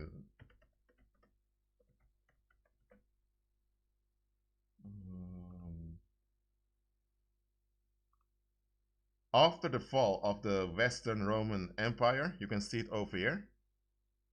In 410, the Romans simply left Britain. I mean, the Roman officials and the Roman military just left Britain eventually. And after they left Britain, things became a mess over there. Really. And eventually, you had this guy, this blue blood from what today call France, that wanted to take the throne. Okay?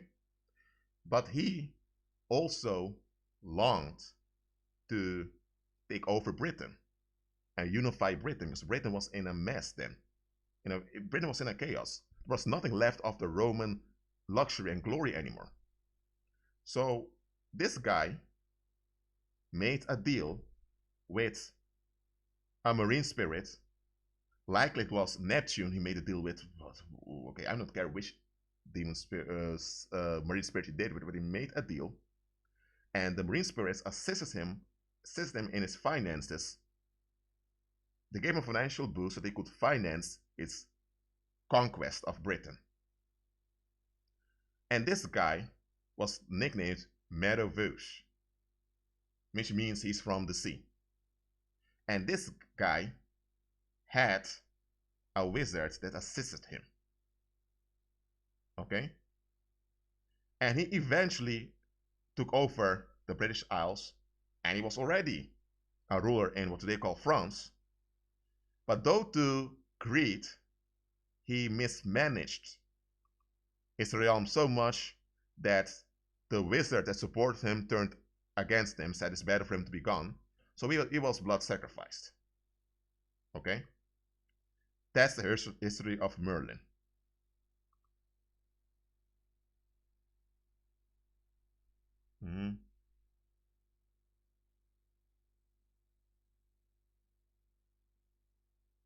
Okay, let me look at other questions. Teresa, people often don't know that they have evil spirits following them. Those are familiar spirits. And marine spirits can also follow someone if their parents were involved in marine spirits, because those demons like to stitch around. Most people don't know because they don't ask any questions. Okay? Okay, let's look at another question. Someone says, hello sir, you mentioned once for vampires, werewolf. Okay. The werewolf, okay, they used to be called lycanthropes. Or lycanthropos. Lycanthropos is what werewolf literally means. It's a wolf man. And lycanthropos is a Greek term. Because in ancient Greece, you had those Nephilim that walked around. And those Nephilim had the ability to, how would I say, to not really, don't want to say blow up, I don't know the exact English words, but they're willingly to, okay, how do I say it? Please help me out. They could make themselves bigger instantly. For example, you would have this guy walking around, okay? And from time to time, if he doesn't drink enough human blood, he would, because he's not a human, he would begin to fall apart, literally. So he really needed to have human physical energy to remain alive. So when they would hunt for human blood, they would often get very angry. They would build up physical energy, and magnetically they could extend more of their bodies into bigger sizes. But doing that was quite dangerous, okay? Because they have a limited amount of blood in their own body. They have a limited amount of physical energy themselves. So they would morph their bodies into these extended, blown up sizes. And in that state, their bones would be morphed for a while, for just a moment, because that's a metaphysical ability they have as Nephilim. They would do that. And then they, with those enormous claws and teeth, they would devour human beings that were vulnerable, drink their human blood, sometimes even feeding themselves up to the organs of a human being as quick as possible, because if they kill a human being and they leave the corpse for a while, then the magnetic strength is gone from the corpse.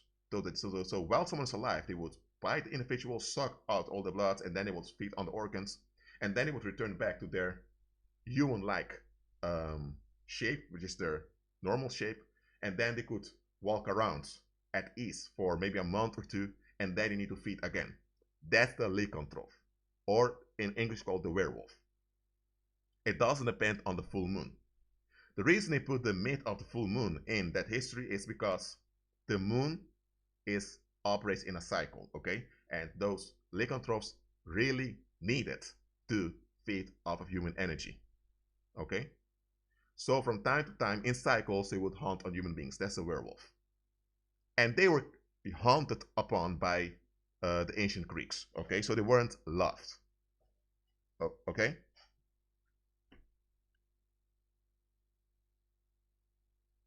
By the way, most of the werewolves have been killed, and most of them are extinct, okay? So you won't find them that easily today. Even if you're a fanatic, you likely won't find them, because most of those lines are just extinct, as I said. There are very few of them left, and I just hope they disappear completely, because the earth is the Lord's and it's meant for the human race, the descendants of Adam, not those Nephilim filthy viruses.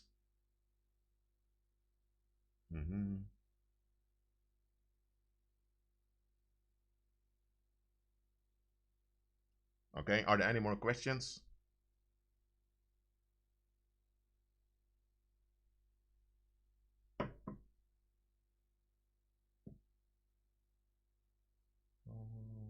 How do you stop them from following you? Well, the only way to really get rid of familiar spirits or marine spirits from following you, now look, let me say it like this. They will keep an eye on you anyway, because you are a believer, okay? So until you leave this body, or until Christ returns, it will follow you. Okay? But you can nullify their presence by walking in the power of the Holy Spirit. That's the only option you have. And it's the option. Okay?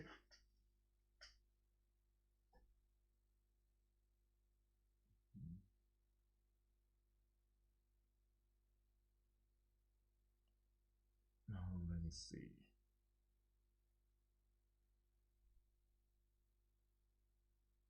And there's another thing I want to point out to you.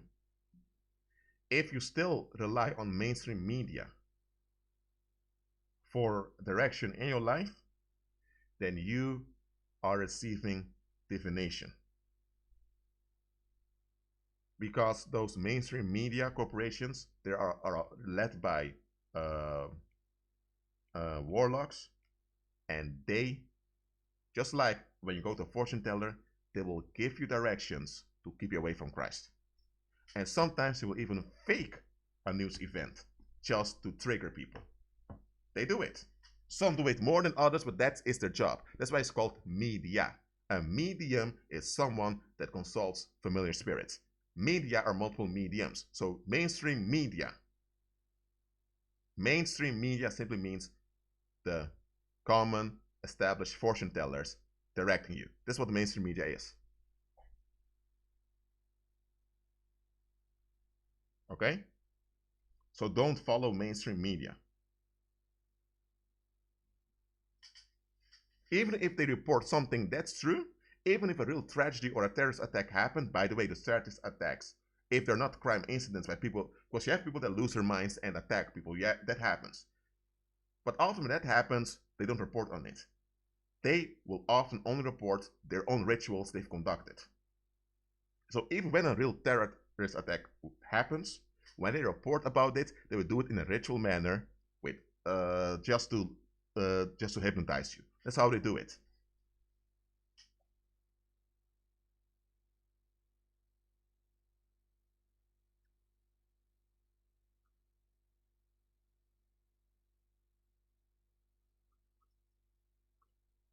Okay, so are there any questions?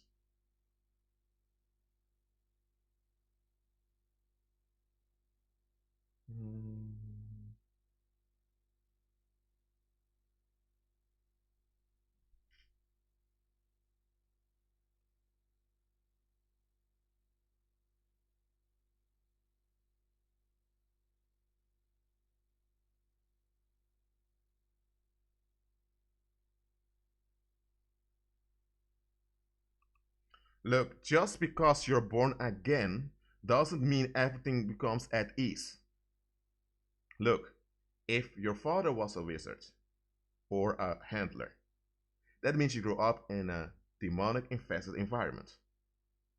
So if you go to deliverance, you will go through a bit more struggles than just any commoner that would come to Christ. Okay? Or if your ancestors were deeply involved in devil worship, okay, then you have to go through all of that. It's just the way it is. People that claim to follow Christ and everything's at ease with them all the time, they're trapped. That's why demons are at ease with them. Is there a correlation between a narcissist emotional vampires with the vampires of the past? You know, the ones who lust for blood? Now, it comes down to this. The Nephilim, when their bodies expire, they don't become inactive. When a human loses their physical body, they sink down to Sheol. That is God's archive, where they are stored until Christ returns and resurrects them in an immortal body. Nephilim will not get a bodily resurrection. So once their first body expires, that's it. Okay? So the only other option they have is to possess a human being. So if you have an emotional vampire, a narcissistic individual, what happens is that the vampires who lost their bodies, who are lingering around, they'll feel attracted to such an individual. So they will hang around such an individual. and they will even assist such an individual. That's the connection between narcissist emotional vampires and the Nephilim who passed away.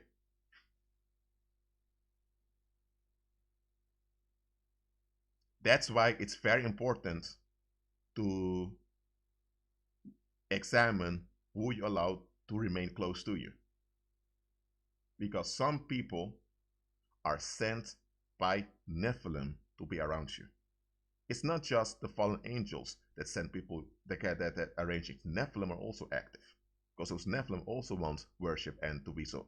They also want supply of human energy. Sometimes Nephilim spirits will push people into your life just so that they can have a hold on you, just to hinder you. Because those Nephilim know that there is no salvation possible for them at all, because they shouldn't even exist. Instead of them praising God for the fact that they exist, even though they should have never existed, because they are living viruses, literally, because they are contaminations, and there is no salvation possible for them. They're not even in salvation because there's nothing to save there. Those Nephilim know that the best thing they can do, is to assist the fallen angels who are the ancestors in keeping human population away from Christ.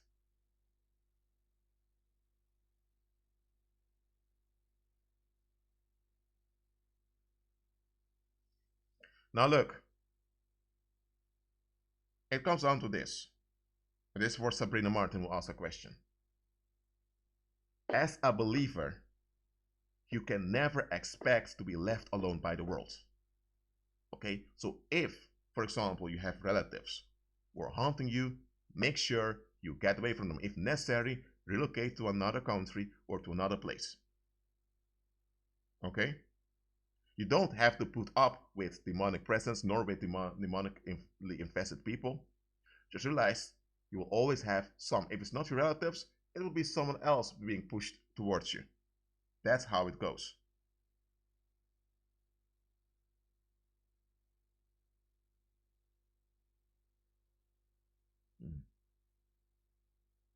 Now, Mimi, as a human being, you are an emotional being. So it's also about being emotional, but indeed, your mind is also important. You haven't received it for nothing. I'm glad you see that.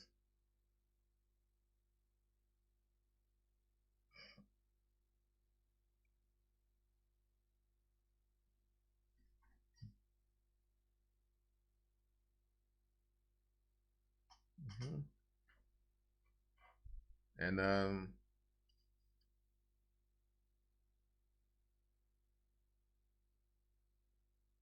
one thing I want to highlight to you all, and maybe you've seen my video about those two female scammers. Actually, the second one looked like a tranny, but okay, let's just call her a female for now. In that video, okay, I can show it over here, hold on.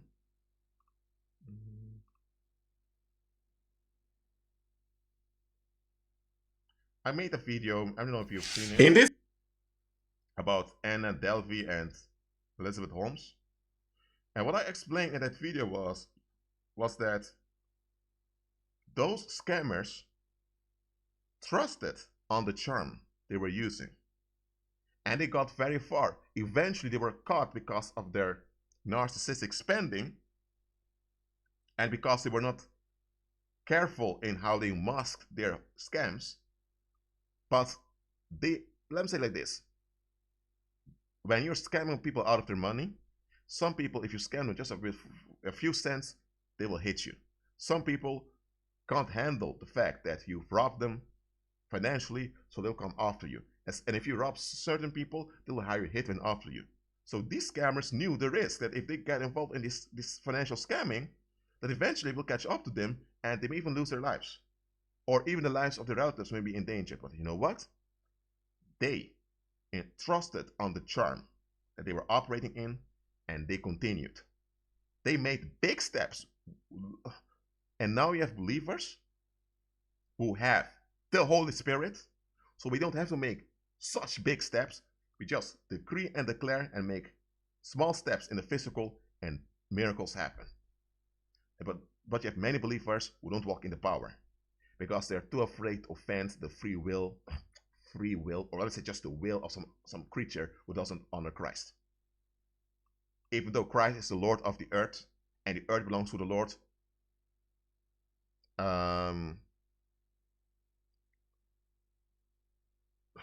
believers, please walk by faith. Yes, you consider others around you, including unbelievers. For example, in a supermarket, you stand in line. In a crowded building, you lower your voice. So you do consider others, but not at the expense of walking by faith. Okay? Don't let human consideration overtake your desire to please Christ. Okay? Because you're meant to be effective and powerful here on the earth. Forget about heaven, because you're never promised heaven, you're promised the earth. Okay?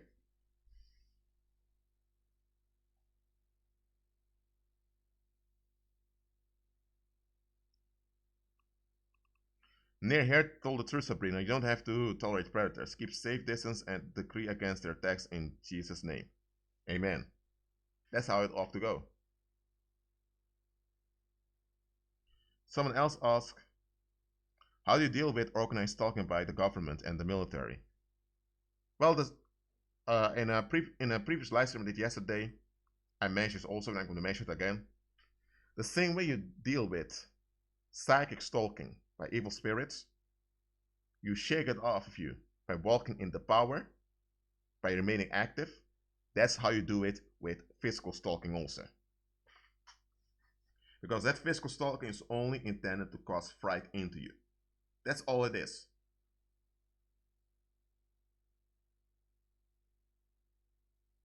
To walk by faith simply means you acknowledge who Christ is, how big he is. So you let that sink into you. And when you realize how big he is, you realize that he is 100% reliable. So you rely and agree with all his promises concerning you. You also agree with how he operates and what his purpose is with the earth.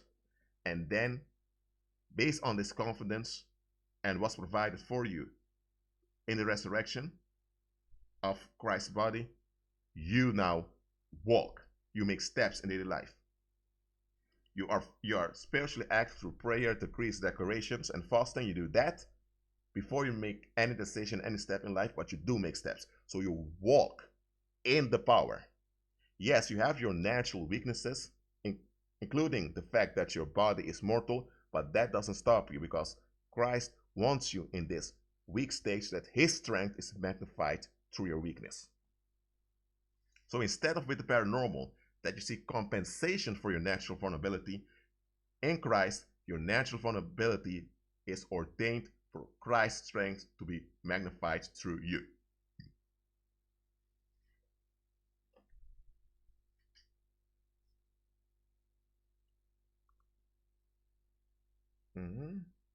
Okay. Are there any more questions concerning this subject?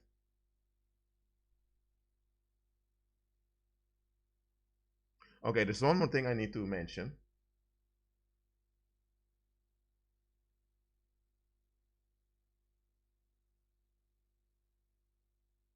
Well, I need to mention the following.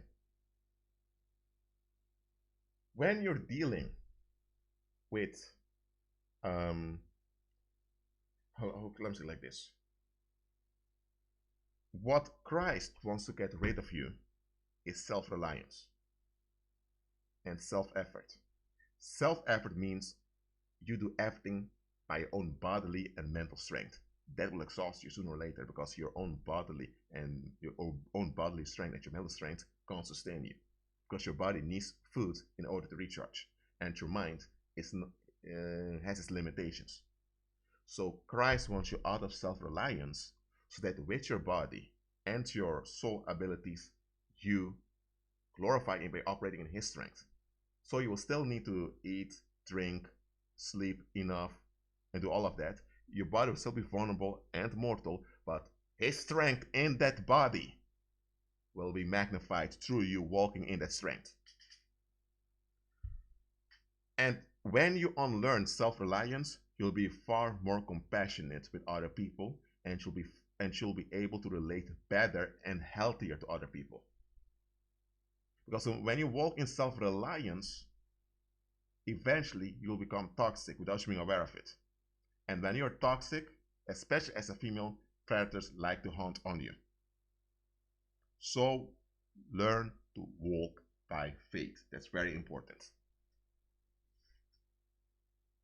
And that implies that you walk in love towards everyone, but you can't walk in love with everyone, because to walk in love with everyone, they need to operate in love also. So you forgive people, because that's your attitude. Forgiveness is your attitude, but it doesn't imply that you automatically reconcile with people. Reconciliation can only happen if they're granted amnesty, and you won't receive any amnesty unless you comply with justice. That's how it works.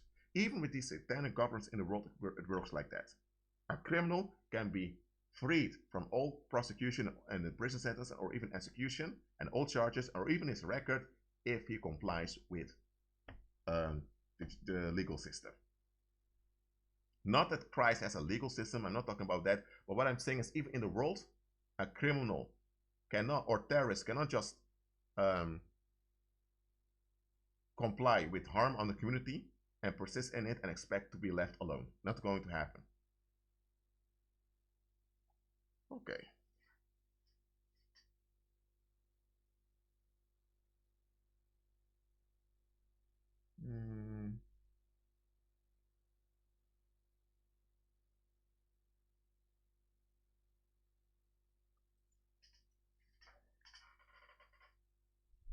And another thing about relating to unbelievers. You will deal with unbelievers in this world, straight up. Okay, we're not meant to lock ourselves up in some cult, in some group somewhere on a Pacific island or in the Sahara Desert away from unbelieving humans and until Christ returns. No, we're meant to be prosperous on the earth. Okay, so we ought to be prosperous now. Okay, we ought to be healthy and wealthy now to glorify Christ on Christ's terms. So you will deal with unbelievers until Christ returns. Just realize that you can't be too deeply involved with unbelievers. Why not? Because those beings, those unbelievers, are frustrated at the core. And eventually, this frustration will lead to paranormal entanglement. Okay? So, be involved with people in a Christ-centered way.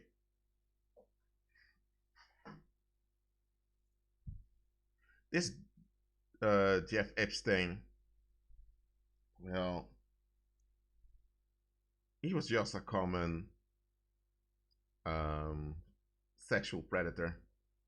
Sexual predation is a common thing amongst devil worshippers. It's nothing new.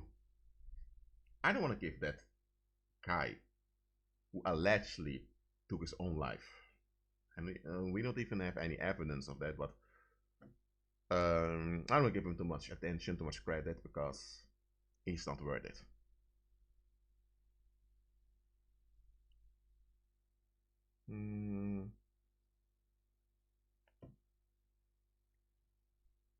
Okay. Another thing I want to point out to you, very important. A symbol is an image used to trigger memories and messages in people. So a symbol in itself has no strength nor any power.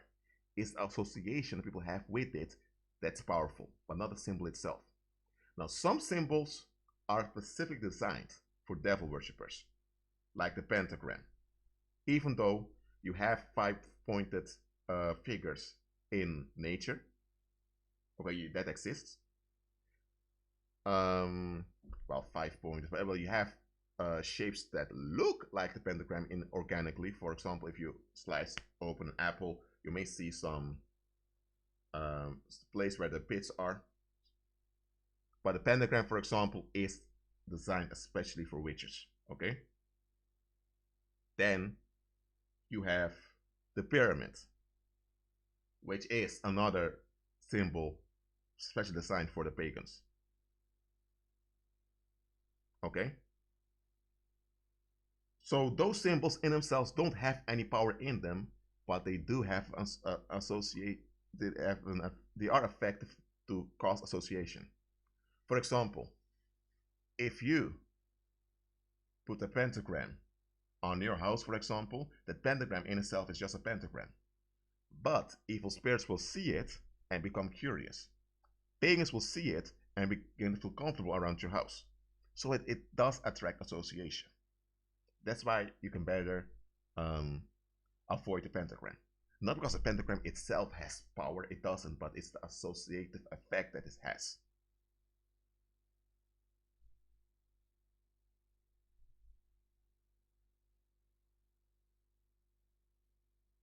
So, about symbols, don't be hooked into this symbol avoidance movement where believers have to, where they say to churchgoers, avoid everything that has a satanic label. You can't do that because you're in the world, or else you can't go to the supermarket anymore, or else you can't even use Gmail, because Gmail also has a Masonic symbol in it. Realize that symbolism is a way to trigger messages and feelings into human beings on an unconscious level. And it works. It keeps people at ease. Symbols can be used for good and for bad. But in the world, they often use it for bad, but you can also use it for good.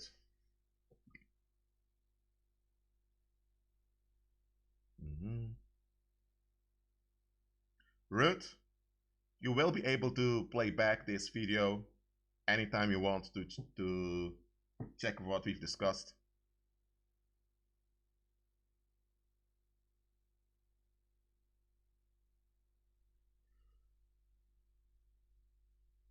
By the way, someone asked about imprecatory prayers.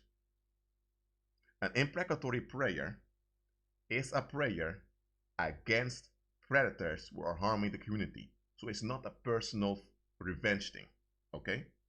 So it's not like this fake pastor, I believe his name was Steven Anderson, said that he hoped Obama died.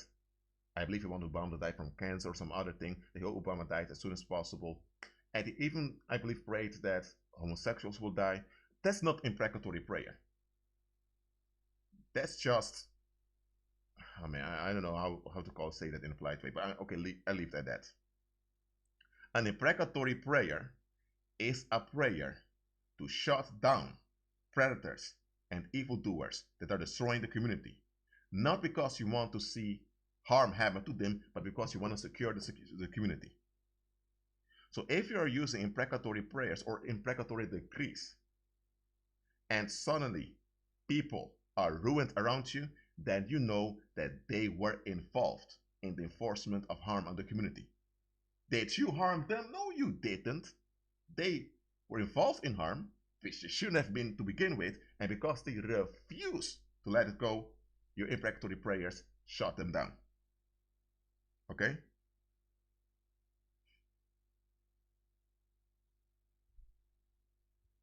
The white gloves,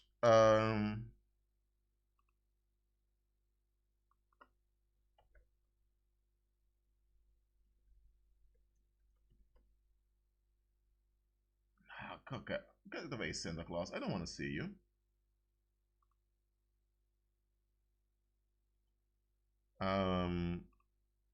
This is the one glove symbol. That's being used by pagans a lot. And even in many of those Babylon churches, they use the symbol also.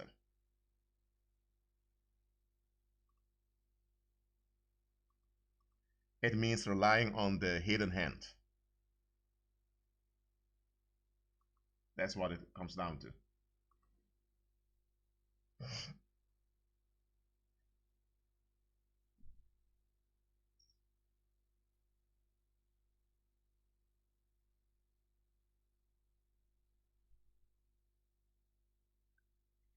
Look, some people don't know any better, but that doesn't cancel out the fact. Now look, let me say it like this.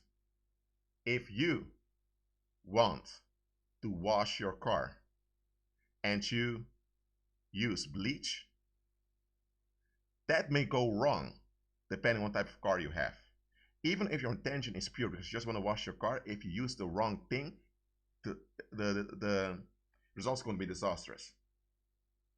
If you say Holy Ghost instead of Holy Spirit, you don't mean harm, so you're not evil, but you are now conditioned to associate yourself with spirits. With a ghost, I mean. And a ghost is a demonic spirit that pretends to be a dead relative or someone that passed away. Okay? So if you say Holy Ghost, so you are programming yourself with ghost. So now, if the time happens that you need counsel and you're praying but there's no answer yet, other real ghosts will appear, imitating the Holy Spirit, and you'll follow them. Because you condition yourself to rely on a ghost, which is holy. Even though it's the Holy Spirit. So the word choice affects you. And if it affects you in the wrong way, that can be a threat onto you. Okay? About hidden hand. Okay? In capitalism, they have this thinking that people should do what they want without any intervention from the government or any intervention from other people. But of course, this will also lead to exploitation, which is obvious. But then they say you need to trust the market, which is led by the hidden hand.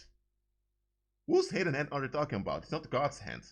The hidden hand is simply the movement caused by evil spirits, or which they call the gods. That's what it comes down to.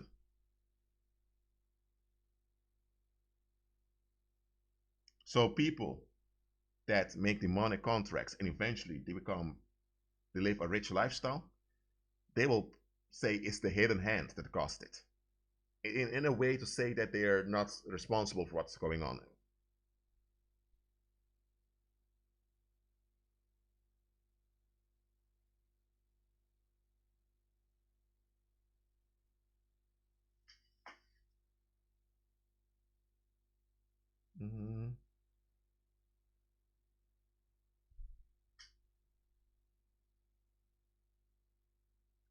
Now look, most believers today have to process a lot of rubbish they've been conditioned into. I'm not talking about simply worldly things, but also things associated with the Bible and with Christ. There's a lot that we need to be cleansed from, so we are not trapped by paranormal entanglement.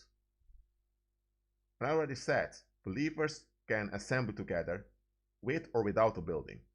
Okay? So this whole idea that you need to be in a building every Sunday or else you have a problem, that's demonic. And about shaking hands,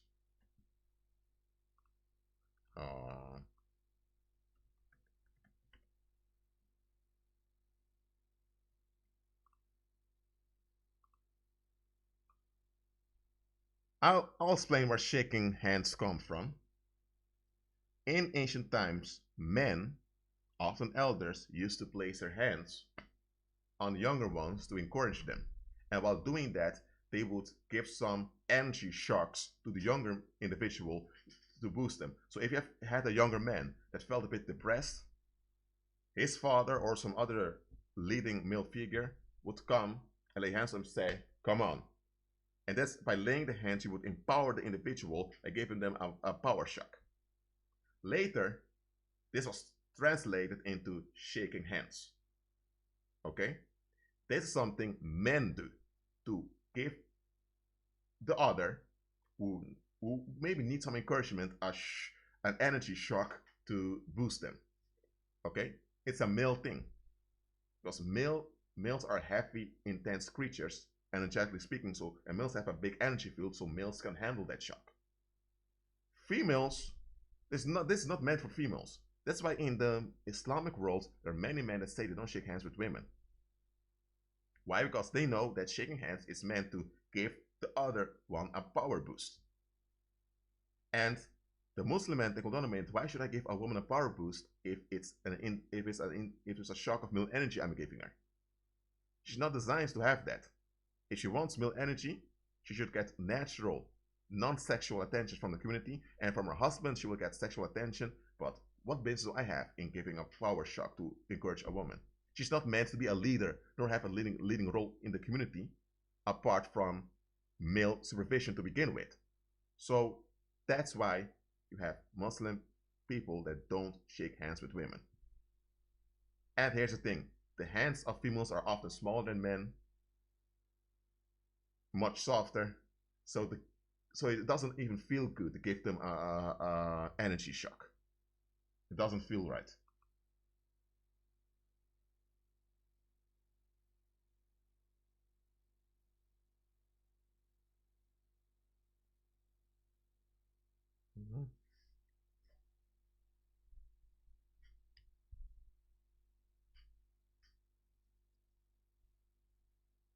But that's the thing. Feminists say, no, a woman should perfect her femininity and be like men. That's a big mistake. That's why many of those feminist women end up so messed up, because they are craving those energy shocks which are meant for other males to encourage one another. And when they receive all those shocks, they can't process it properly because they are a female. But they keep holding the illusion they are empowered. How can you be empowered if you're not operating according to your nature? But okay.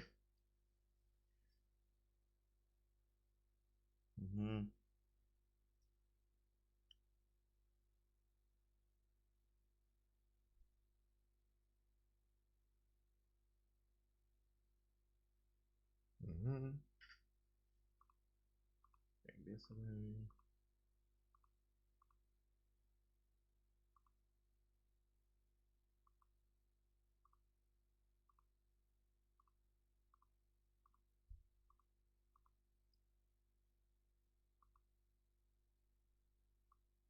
Oh, by the way, this is from the cartoon The Prince of Egypt. This should allegedly be Moses. But to reveal the truth here, the ancient Israelites were black, as well as ancient Egyptians. Okay?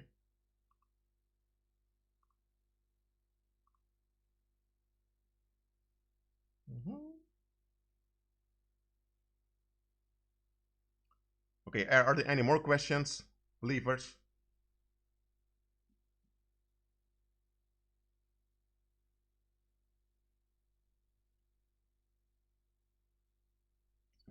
Okay. Look. How do you counter wizardry? You shake it off of you. Okay?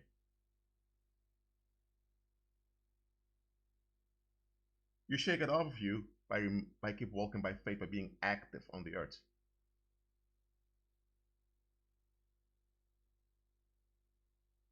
And here's one more thing I'm going to say.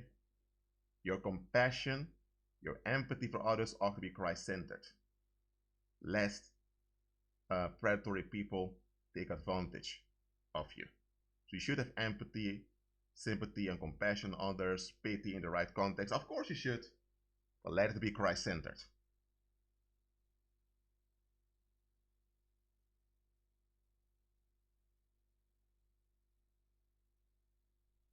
Well, about movie recommendations, look, you can watch any movie, even though there's some movies I don't think you even want to watch because, okay, there's so much traumatic programming in it.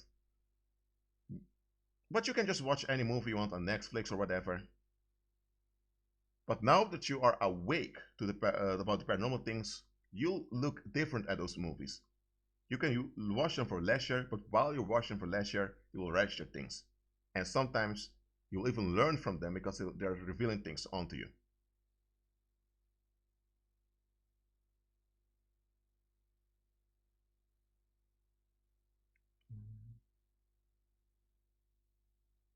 Okay. This live stream is almost 3 hours. I don't want to make it too long so that those that later come can play it back and make notes. So I'm going to close this down now.